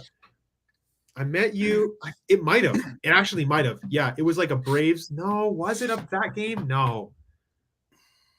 Jake, what is your question? Oh, jeez, Louise, they're talking about it. Yeah, but my point is, Jake, like, after I that don't know. game, I'm on Giant Sports Talk Live, dude. That's another channel. I'm not. Oh, he's on. It's the other channel. He's on the other network. Northern California Sports and Entertainment Network. This is Giant Sports Talk Live. I have no idea. I'm having a hard enough time looking after Carter here tonight and myself. Jeez. Yeah. God. But what I was gonna say, like, after that Braves game, the other channel is Northern California Sports and Entertainment Network. Look at that. D-shot to the rescue. Leave that there for a minute. Everybody go. Yeah, there you go. I mean, all right. I was gonna say, like, after that Braves game, after we lost that game, like, I thought, yeah, we're not good enough. Like, we're just not good enough. Like, we lost that game, and I left thinking, no, like, we're not going to do it. There's no way. Like, you can't lose a game like that in that moment and say, you know what, we're a good enough team. Like, just no. Like, I knew we were done, and I knew we were toast after I left the afternoon game against the White Sox. We lost. That game was so bad. I hated that game. Jeez, Sox only have 30 wins, and of course they beat us. Miami beat us too. Like I said at the start of the show, you know, we prove at times we can beat the big teams. We're beating Kansas City today, lopsided 9-0 score. We beat Baltimore 2 out of 3, but then we play we play to the level of the competition, if you will. Yeah. We go to Miami. We play the weak sister Chicago. No business. No business losing to the Chicago White Sox. Yeah, I always heard this from my coach. Team. Yeah, I always heard this from my coach, and my coaches, like, never play down to competition. Never play down to competition, ever. Play like you're playing the New York Yankees in the 2000s. Like, yeah, just you don't play down to competition. If you do, you will lose every single time because you're underestimating people. Hey, guess where? If you missed it this morning, Eric and I were on the radio. Cool. Did you catch any of our show? I did not. No, I did not. Yeah, to be fair, I was moving. So that's right. This all had to be in this room. So, you know, I was on the road. My mother was crying. But yeah. Your mom was crying? Yeah. Oh, because you were leaving? Yeah. My baby. Exactly. It was pretty much. It's pretty much. Well, Eric and I, let's see if I can pull this up. Eric and I were, let's see if we got one of our cuts here. This was Eric and I today. Let's see if we can hear this. Maybe it won't play. I'm not sure. Hold on, I'm gonna get a drink. Okay. Geez, you already had one. You got bigger fridge. You got a bigger fridge than I've got. So earlier today on the radio was Eric and I. 103.5 Capital FM. The show is called Rock and Talk. We're giving you a heap and helping of classic rock and roll. Get some doozies in there. Earlier we heard ELO, Double Shot, and we had some Accept. We love playing What You Say on the show too. So if you want to hear something Saturday morning, all you got to do is send us an email, 1035capitalfm@gmail.com. Let Eric or I know what song you'd like to hear, and I guarantee you, we're such great guys, we'll play it for you. 4 degrees in Iqaluit Friday. Getting a little cold, Eric. Too cold for me, and it's only going to get colder. So we were on earlier today, and we were talking about. I get these brochures, Eric. I got one right here. I got this brochure, and I can flip through the pages, and I see all these beautiful resorts, foreign countries. First of all, you really got to pick and choose, because you remember segment 1, we were talking about terrorism. And, there's a lot of countries you just can't easily go to. Even Mexico, you got to keep your views. Yes, you do. When it comes to vacations, with the winter rolling in, what do you like to do for a vacation? Is it about the beach? What's Eric like to do? Sporting event week? What do you do? What's Eric like to do? Well, when the older I've gotten, and since our daughter has gotten older now, she has already graduated college, so we don't quite do this anymore. But I'll get into what we used to do. But right now, when it's wintertime, I stay in. I don't really do a whole lot when it comes wintertime. But when our daughter was younger, grade school, even when she was in high school, the one thing that we always did. The week after Thanksgiving, not quite winter yet, but it's starting to get there. But the week after Thanksgiving, we'd always take a trip down to Disneyland. So that's his vacation of choice, Disneyland. Fair enough. Yeah, we were talking about it's not just a sports show. Eric and I do a community events show. And what we were talking about was those cell phones and pagers blowing up over in the Middle East this week. That was crazy. You heard about that, didn't you? Jesus Christ. I mean, I that's brutal. That's brutal. We were talking about vacation spots. We talked about Dave out of McCovey Cove Dave. He wanted a job. He wanted a job with the Giants, and then he'd give Michael Harris his grand slam ball. And I was at that game. And they said, okay, keep the ball. So that was the end of that. Eric and I will be back on the radio at 5 a.m. for you late night owls. We'll be on our website, giantsportstalklive.com, 5 a.m. You can tune into the show. We were on this morning at 8. How about that? Yeah, I look forward each week to doing that. Eric and I do the radio show. It's a lot of fun. We get a lot of calls. People call into the studio and request music. We play classic rock for them, and yeah, it's a whole different bag of tricks than being on camera with these guys. So yeah. Johnny T says, "What's on the other channel?" Who's on the other channel? That would be me. I'm on the other channel. Glenn's on the other channel. Yep. He's talking about the Sharks. I'm going to watch that so I can learn more about it because I'm not a good hockey guy. So I'm going to learn more. Then Shark Bites. We got Carter's Corner. We got Shark Bites. We've got the Jock and the Doc morning show. It's me and or Dave Patrician and I should say, to be grammatically correct. The Jock and the Doc. Sports doctor Dave Patrician. We review everything that's happening in pro sports, and we take a look at some night's action. Maybe it's a Monday. So this Monday, we'll review the weekend's play. We'll talk about Monday Night Football. So it's a big sports day. Coming up tomorrow morning, we have got our WNBA playoff preview. The WNBA playoffs get underway tomorrow.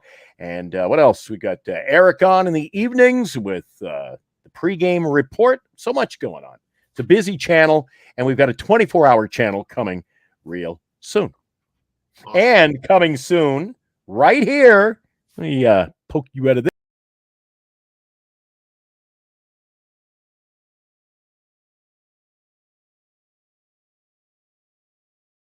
For that. So you can join us for that. And I again thank my special co-host tonight joining me, Carter Kim. There he Best time of year, ladies and gentlemen. The chaos, the greatness, the so yeah, I know, but we kind of reviewed everything earlier with the chat. We said, who's going to be meeting in the World Series? It started when you said, who are the pennant winners going to be? Well, between you, me, and the chat, every team in the National League making the postseason is making the World Series, and every team in the American League is winning a pennant and going to the World Series. So, pretty much. There's not one consistent one. There's not one consistent team. I didn't see matchups. So never. I didn't see one. I was like, this is how you know it's good. I like the comment from Mark Graves. He says, wait a second. So I made the comment. Now he says, maybe the other teams are doing the same. They play down to the Giants level. That's so accurate. That is hilariously accurate, Mark. That is hilariously accurate. I mean, that just seems to be the case because they think, oh, yeah, the Giants aren't a good team. So they're going to be beaten by us. I mean, it's not an unfair assumption, but still, they play down to us. It reminds me of this one time last year when the manager for the Cubs said, the Pirates aren't a good team. And he lost to the Pirates like 3 different times before they made the postseason. And I thought, the Pirates aren't a good team? Well, maybe if you have beaten them more, you would have been able to keep your job. Instead, no, Craig Counsell is now the new manager for the Cubs. So, Oh, Morcatna. I don't know if Morcatna jumped in earlier. Here's another one. Padres versus, I don't think we've seen Baltimore in there. So now we got Baltimore in the World Series, and the Padres win the postseason crown. I've seen it all now. I've seen it all. I think that's not impossible. I think the Baltimore is a really good team. I'm just wondering if they're ready for the postseason. Because in my opinion, they're kind of like the Dodgers, in my opinion, for one reason. Their pitching staff is one guy, in my opinion. Or like 2. Maybe 2. It's Zach Eflin and Corbin Burns. Everybody else is a question mark. Cade Povich is a massive question mark. Dean Kremer is a massive question mark. I don't know if Grayson Rodriguez is going to be back in time for the postseason. It's just like I look at that pitching staff and I think there's like 2 good pitchers on that team. Minus the bullpen, because the bullpen's actually okay. But it's like, come on, man. You guys, in my opinion, they should have been so much more aggressive with trying to get a starting pitcher at the deadline. If they had, they'd be in perfect shape. Let's see. Just want to double check.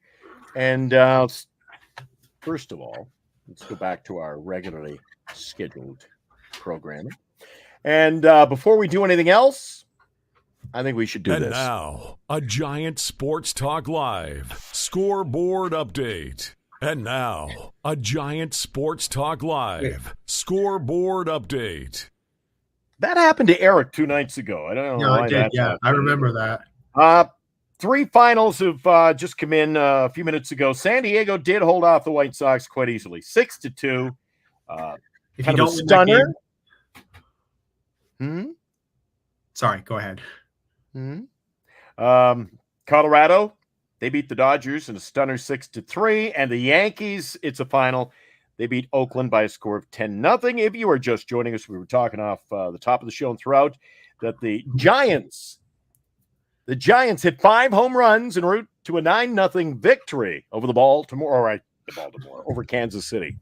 So we've been talking so much about Baltimore. We were actually watching the Baltimore Orioles game on your show earlier today. We saw how that fiasco finished up. That was chaos. This is what I mean. Like, the end of this month is basically going to be October baseball for some teams. The Orioles are trying to get to the Yankees. The Padres are trying to get to the Dodgers. The Mets are trying to get to the Diamondbacks. The Diamondbacks are trying to hold on. The Braves are trying to get to the Mets.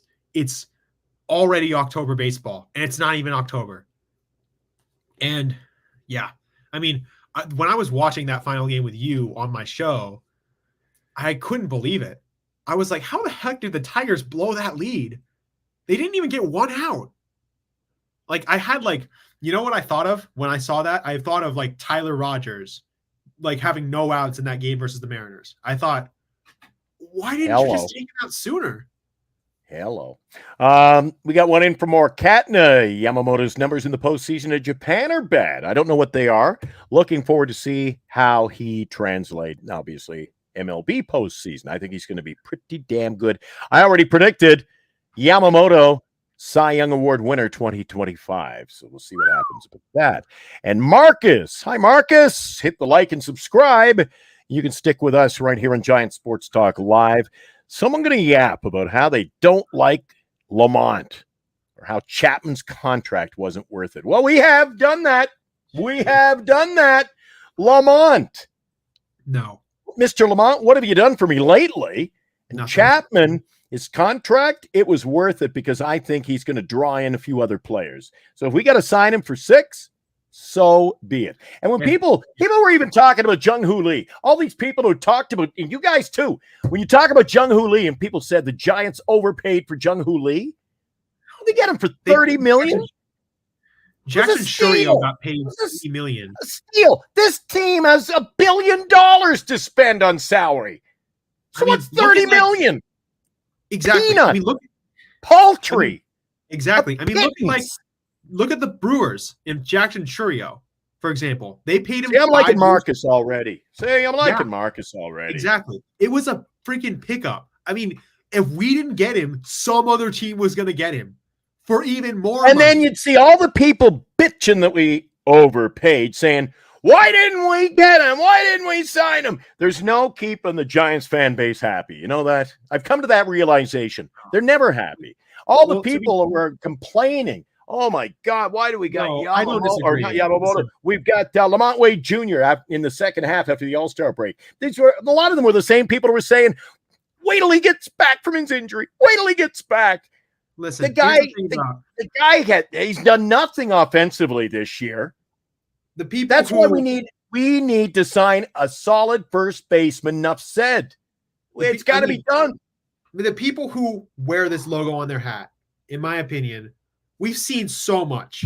We've seen success. And the thing is about us as fans, I think, we expect a certain amount of excellence from our players. It's sort of like the Yankees or any other team, because we think to ourselves, you have to play for Hunter Pence, Buster Posey, Brandon Belt, Brandon Crawford. You have to play for these guys. You have to live up to the expectations of being a Giant. Being a Giant is not for the faint of heart, because you'll have fans like us who are super passionate and care so much yelling at you to do better than what you are right now. Because when we look at these teams, when we are wearing this logo on our heads, sorry, not this one. I'm just trying to maneuver my hand.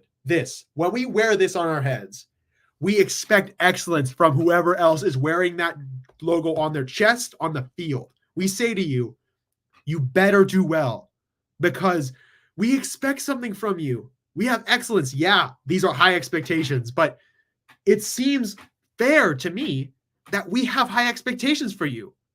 It seems fair to me. That's all I think. And I think that to speak for what Marcus was talking about, the Jung-Hoo Lee thing, another team would have paid him so much more purely because he's a Boras client. And Scott Boras makes money for his clients. We got him on a bargain. $113 million over 6 years? That's nothing. Over yearly salary, that's nothing. Over yearly salary. The Brewers are paying Jackson Chourio more in yearly salary than we're paying Jung-Hoo Lee. What does that tell you? I mean, come on. Hey, I dug out my other hat. This was supposed to be my, because it gets darker earlier in the evenings. This was going to be my postseason hat, Carter. You see my hat? Yeah, there you go. It's a good hat. You like that one? Yeah. Anything that has this logo is a good thing. Lights up. Exactly. Wait till it gets dark. I love this hat. Yeah. Seriously though, I've spent my entire life watching this team. And I think to myself every day, whenever I watch our players, I expect a level of excellence from you, because I've seen excellence from players before you. Because it reminds me of something Jake Peavy said when he was talking about those old Giants teams. Those teams were so much less talented than our current teams. By millions of miles. We were so much less talented. And they won anyway. Jung-Hoo Lee's deal yet to be determined. Unless, listen, Johnny T16. Oh, by the way, Johnny, we got your production in. So next week we'll be able to give you a few hot takes. But you got to bring it better than that. Maybe you missed it, Johnny. Jung-Hoo Lee was a steal. 113 million. Let me do the calculation. Jung-Hoo Lee was a steal. Let me just get it right now. And he's still a steal. Right. Give me a second. 113 0 0 0 0 0 0 divided by 6. That's $18 million per year for Jung-Hoo Lee over the 6 years. Yeah. That's not that much. If we're talking in the grand scheme of things, with the salary cap we have, with the money we have, that's not that much. Plus, he has star appeal. He's got fan appeal. He's going to sell jerseys. He's going to have people coming to the ballpark. I was to watch him play. I even went down and I went to the first 15 of the first 16 games they played this year to see him and the Giants play. Morkatna says, I'm teed off. The people are pushing the Giants away and saying Padres-Dodgers, the new rivalry. We got to do better and get rid of Farhan. Exactly. Yes. Listen, And we need to yes, assert ourselves. Padres-Dodgers are a big rivalry. They're a good rivalry. I like that rivalry too. But I think our rivalry with the Dodgers is better. I argue that it's just as good as the Yankees and the Red Sox. It's brutal, it's mean, and it's difficult. Because the thing is, even though we've lost to the Dodgers a lot this year, you know what I noticed about all those games, Glenn? We played them so close. Yeah, right on. Senior says, I agree with Johnny. He has a ton of potential, but hasn't done anything yet. He hasn't had a chance to do anything yet. He hasn't played yet. I listen, I don't disagree with Senior or Johnny because they're not wrong. He's been injured. But you know what? I say this about Patrick Bailey and all of the players on this team. Show me flashes. Show me what you can be. You know what I mean? Show me that you can be something. You know what I mean? Jung-Hoo Lee makes more money per year than Churio. Yeah, exactly. That's what I was saying. Oh, really? I didn't know that. He does? Okay, well, then that's my bad, Mark. Thank you very much. But what I was saying about Jung-Hoo Lee is, can you show me flashes of what you are? You know what I mean? Because you don't hit 340 in the Korean League and just suddenly fall off a map. You know what I mean? I look at him. Some of their hitters, well, the average drops, but the guy was a 350-plus hitter. Yeah, exactly. Morkatna, Dodgers-Giants used to be damn special rivalry. Now it's a cakewalk for the Dodgers majority of the time. Because it's not really a rivalry anyway. A rivalry is when you have two good teams. Two Yankees, teams Red where the Sox. fan bases don't like each other. Yankees, Two fan bases don't like each other, two good teams, and it's good baseball. Yankees, well, you know what? Yankees, Red Sox. That is the perfect don't like each other, and the rest is we're not competitive. How can you have a Dodgers Giants aren't a rivalry? A rivalry means you're competitive. You can't have a team that wins 16 out of 18 games against you and call it a rivalry. The thing is, the only thing that we can hold over the Dodgers is one thing, in my opinion. We have won more World Series since the start of the century than they have. They haven't even won one in this entire century. The Dodgers haven't won a real World Series since 1988. Yeah. Kyle's right on. Look at that. Those World Series teams had way better pitching than we currently have by light years. Exactly. That is what this team had. It had I don't think we have any starting pitching to compete right now. People go, oh, look at Farhan. We have the best pitching staff. That's a load of baloney. The bottom third of the league, this pitching staff, especially the starters. The bullpen, I'm not fond of that either. It's not great. It's not good enough. Like, I said this, like, it's not good enough. For Giants baseball, it's not good enough. Well, we're agreeing with you, Hope. It's Dodgers Padres, the rivalry. Right now, the current best rivalry in the NL West is the Dodgers and the Padres. Yeah. Yes, Morkatna. I say this when I come onto the show, I talk about this specifically. Like, Farhan Zaidi has made a fan base that was once. Calm down, D-Shot. Calm down, buddy. Jeez. What did D-Shot say? He says, I said that first, but I got ignored. Jeez. D-Shot, you're a valued member of the community. We love you. And I was going to say this. Like, there are people in this chat who talk about this team who say, I'm not going to go to a Giants game until Farhan Zaidi's gone.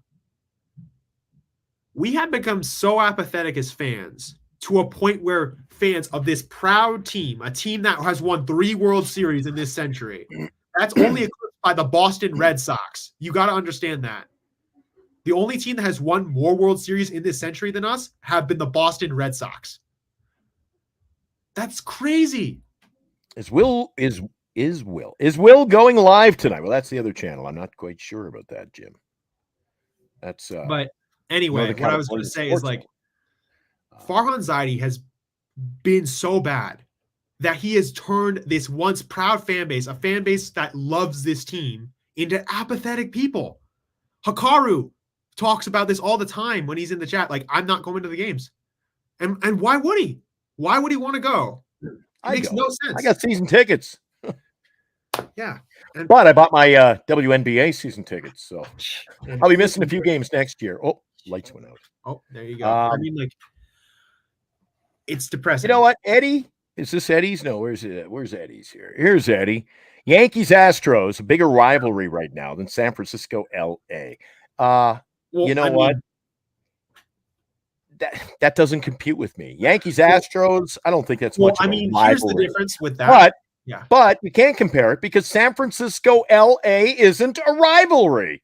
Well, it's not a rivalry because here's the difference, in my opinion. It can be again. It once was, but it is not a rivalry. That's the difference. And don't make it what it isn't. Yeah. Here's the thing. We haven't even been in the playoffs like those two other teams have been to face each other. We've been there once and we almost won. It was this close. But with the Yankees and the Astros too, here's the thing. The Astros kick the Yankees' ass every single time.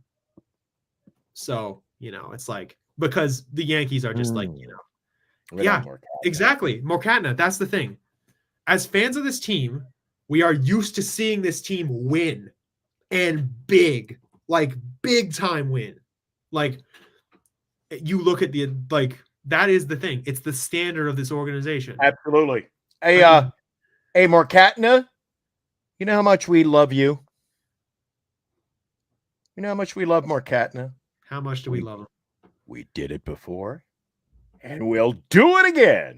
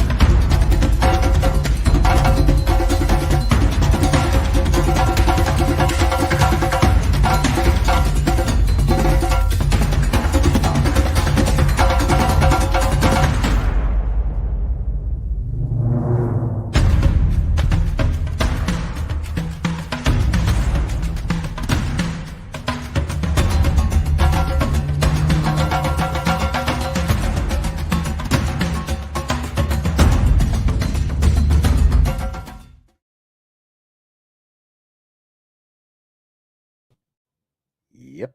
And I was going to say to Carter, unless you have good players, solid players, you interlock the young talent with those players, then we won't be talking.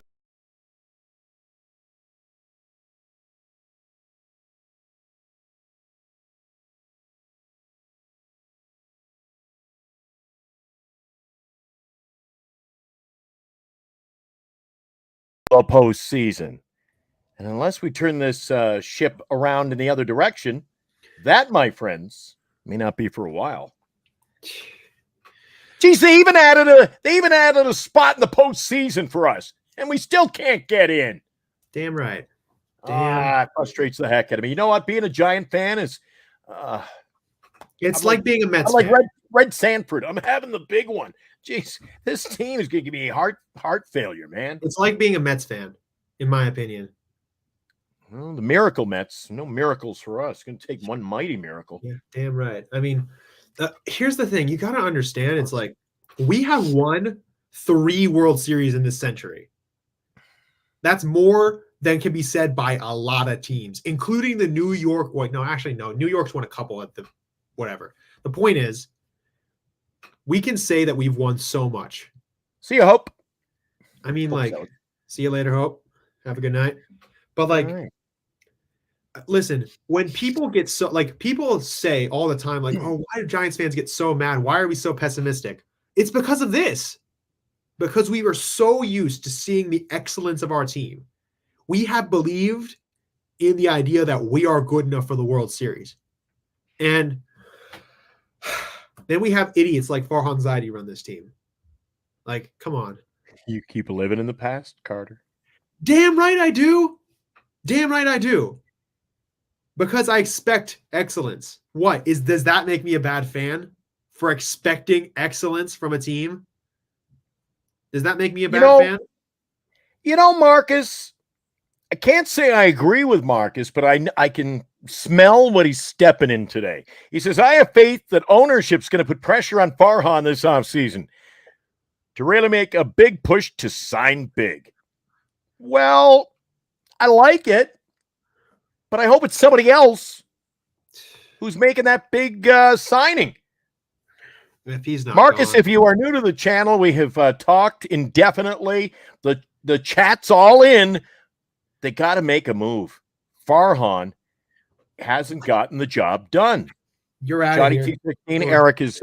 Eric's out for a while. So the reality is fourth place in the division. That's right, Robert. That's reality. This is a fourth place team. We may have beaten Baltimore this week. We put, another 9 spot on the board today against Kansas City on the road. But this is still a 500 team. And we're not even 500 now. We're not 500. We're not even close. But this is what I call 500 baseball. This is what you get from a 500 team. They'll have their days and they'll have their moments. But they, as I mentioned earlier in the show, they lost to the White Sox. They lost to the Marlins. They lose to the Weak Sisters. And if you're going to be a quality club, you can't allow that. You can't be losing series to teams that only win 30 games. Yeah. I mean, how do I say this? In this past 6 years, we have made Right the on, playoffs. Robert. This is 3. Yeah. Listen, the thing is, in the last 6 years, we have made the playoffs 1 time. And it was by a bit of a fluke, if I'm being totally honest. We had 3, and we had an incredible last year from great players of our dynasty. But how do I put this? These last 6 years, when Farhan Zaidi is fired, he will be fired. He's on a clock. It will be a sickening rumination of what could have been. We will be looking back on these 6 years and saying, what the hell were we doing? What were we doing? That's a great hat, by the way. I thought you'd like that. Now you get to get a good look at it, don't you?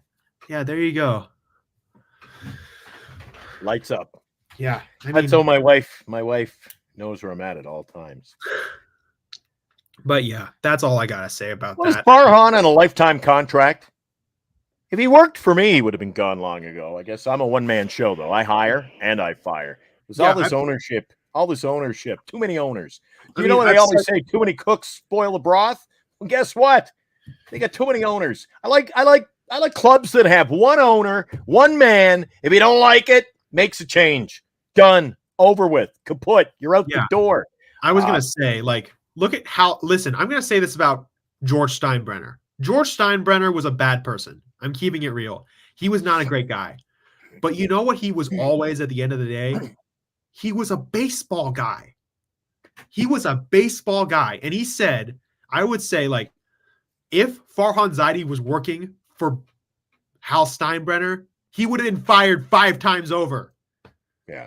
Yeah. Here's the thing. This isn't even just for a guy like Steinbrenner. Imagine if Farhan was working at just some regular job and he was being tasked. Al, or you mean George Steinbrenner? George Steinbrenner. George. Hal Steinbrenner is. The problem with Steinbrenner, though, that guy was a loose cannon. He would have fired Farhan 5 times, but he would have hired him 6.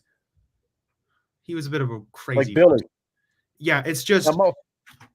Yeah. Morkatna says, I'm going to blow up if Farhan goes back to the Dodgers after being fired. Dodger mole. I don't really care. Let him go. I don't care where he goes.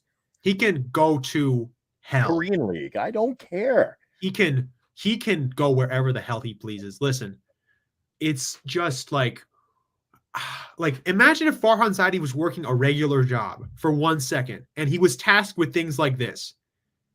Does a person imagine an organization, like a hedge fund, let's say a hedge fund has asked this hedge fund manager, Farhan, Yeah. You're right, Ed.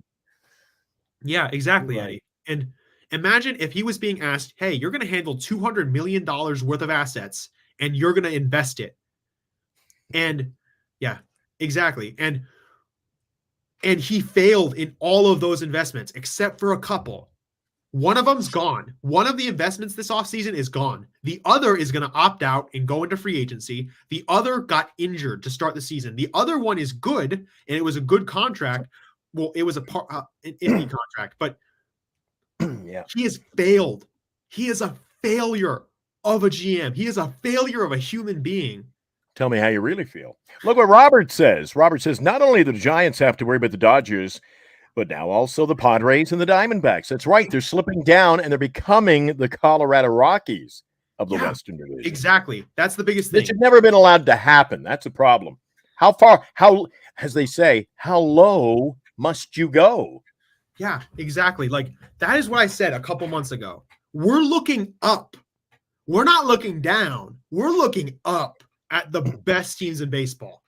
Oh, Eddie. Eddie says commissioner. He can go wherever he wants to go. I hope he doesn't become commissioner. The league's dead. No, baseball, if Farhan Zaidi was in charge, Farhan Zaidi was in charge of running baseball, baseball would be a dead sport. It would die. I'm really not decided yet. Earlier, Heckmo says, would love to hear y'all's preferred Farhan replacements. There have been a few thrown around the last 3 or 4 days on this program, as well as other shows. But I just want to see, first and foremost, the move made 1st of October. We'll start talking about that when the whole situation plays itself out. I have thought about this, but I think I'd agree with Glenn. If it just needs to happen first, and then we can start talking. That's when we can start just talking. wait and see. Yeah. Wait and see. I mean, I was hoping for a younger, more progressive manager last year, but yeah, I was thinking about Vogt. I thought about Vogt all the time this season. Like, that could have been our guy. He played for the Giants. Yeah. Stephen Vogt. Right on Mark Graves. Not record-wise, blah, blah, blah. We spend money and we get a lousy return on the investment. Mark, boom. You nailed it. Yeah. You nailed it. Because the Rockies, they don't really try to win. The Rockies don't try to win. We try and we fail. The Rockies, they are an organization of failure. They are a true organization of failure. They fail miserably. They signed Chris Bryant to a 6-year, like $100-something million deal. That's all I need. I mean, you know what? That was one of the, I would have to say, in my opinion, we've had a lot of great people in the chat tonight, but I got to agree with that one. A Giant Sports Talk Live hot take from Mark Graves. That's right. And Mark Graves, what does he say? If you missed it, we'll say it again. Spend the money and not getting a return on the investment. And this plays into my hedge fund metaphor. Like, if you're being asked to invest in a team to try and create something to go to a World Series, and you do this, especially after spending $200 million, you deserve to be fired by God. Like, I mean, imagine if he did this in New York or Boston. Yeah. Oh, well, season's almost said and done. God, I'm getting a headache. I do that to people. Saturday night, I want to thank everybody who comes into our program, especially late in the season, like right now, because it has been put to bed. It's over, whatever you want to call it. But before we wrap and it now, a Giant Sports Talk Live scoreboard update. And earlier today, 9-0 victory. The Giants out hitting Kansas City 9-0. Tomorrow, you get the final in the series as the Giants go into KC looking for yet another road victory. Not only winning, but winning on the road somewhere they rarely do. I'll be back on with the program. I believe Eric will be back on with me. Yes, indeed, he will. Tomorrow night, we'll be back for Giants Sports Talk Live. Tomorrow afternoon at 4:30, we'll have Bryn Smith as our special guest, a former Colorado Rockies pitcher. In fact, Bryn Smith won the first game in Rockies history at Coors Park. And we will talk to him about his playing days back with the Montreal Expos, talk about his relationship with then catcher Gary Carter, World Series champion with the New York Mets, who has since passed away. He died far too young of brain cancer. So I loved Gary Carter growing up. So I'm looking forward to our interview tomorrow afternoon. You can join us on Giant Sports Talk Live right here on this very platform at 4:30 when we talk with former Major Leaguer and our interview of the month, Bryn Smith. And again, if you missed it, come in.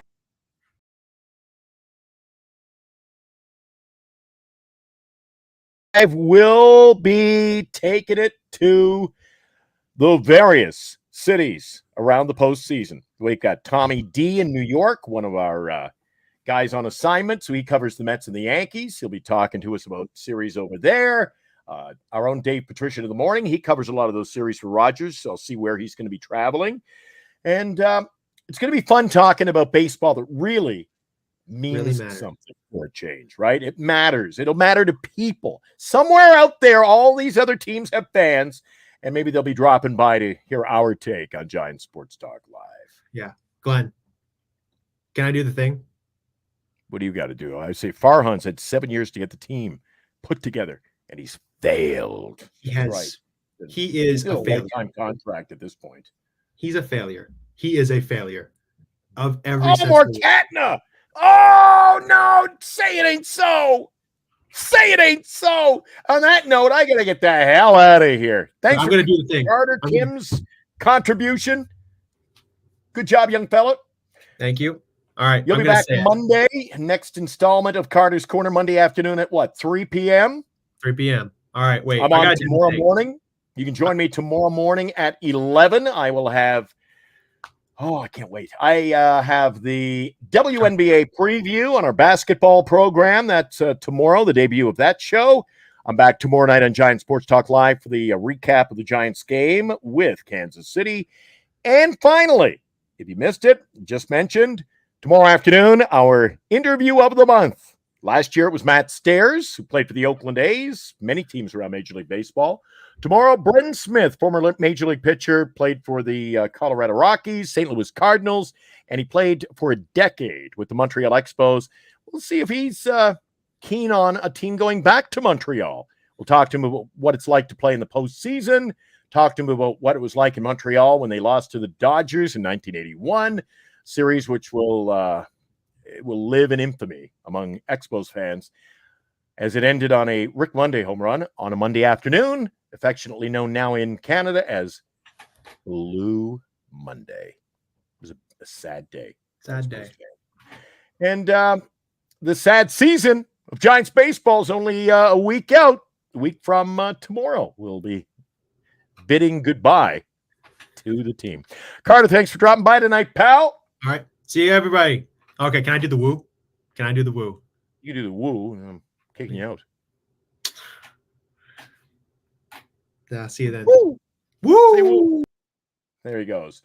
Carter from Carter's Corner on our other channel, Northern California Sports and Entertainment Network. Catch his show. He's on live every afternoon. He's on at, let's see, what time?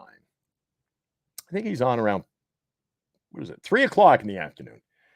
And he does a great job, not only covering the Giants on his show, he plays the chat up. You guys can talk to him about football, baseball, basketball. As he so alluded to in the program tonight, he knows a lot about soccer. So I want to thank him for coming in. You can join him again on Monday over on Northern California Sports and Entertainment.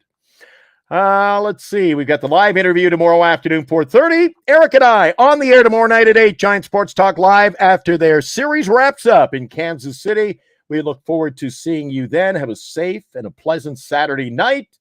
And good luck. 9 on the board today. Could get ugly tomorrow for the San Francisco Giants. I want to thank again everybody who tuned in today. I guess that's it for me. Glenn, out of here. Thank you for tuning in. Giant Sports Talk Live on a Saturday night here on the Giants Sports Talk Live Network.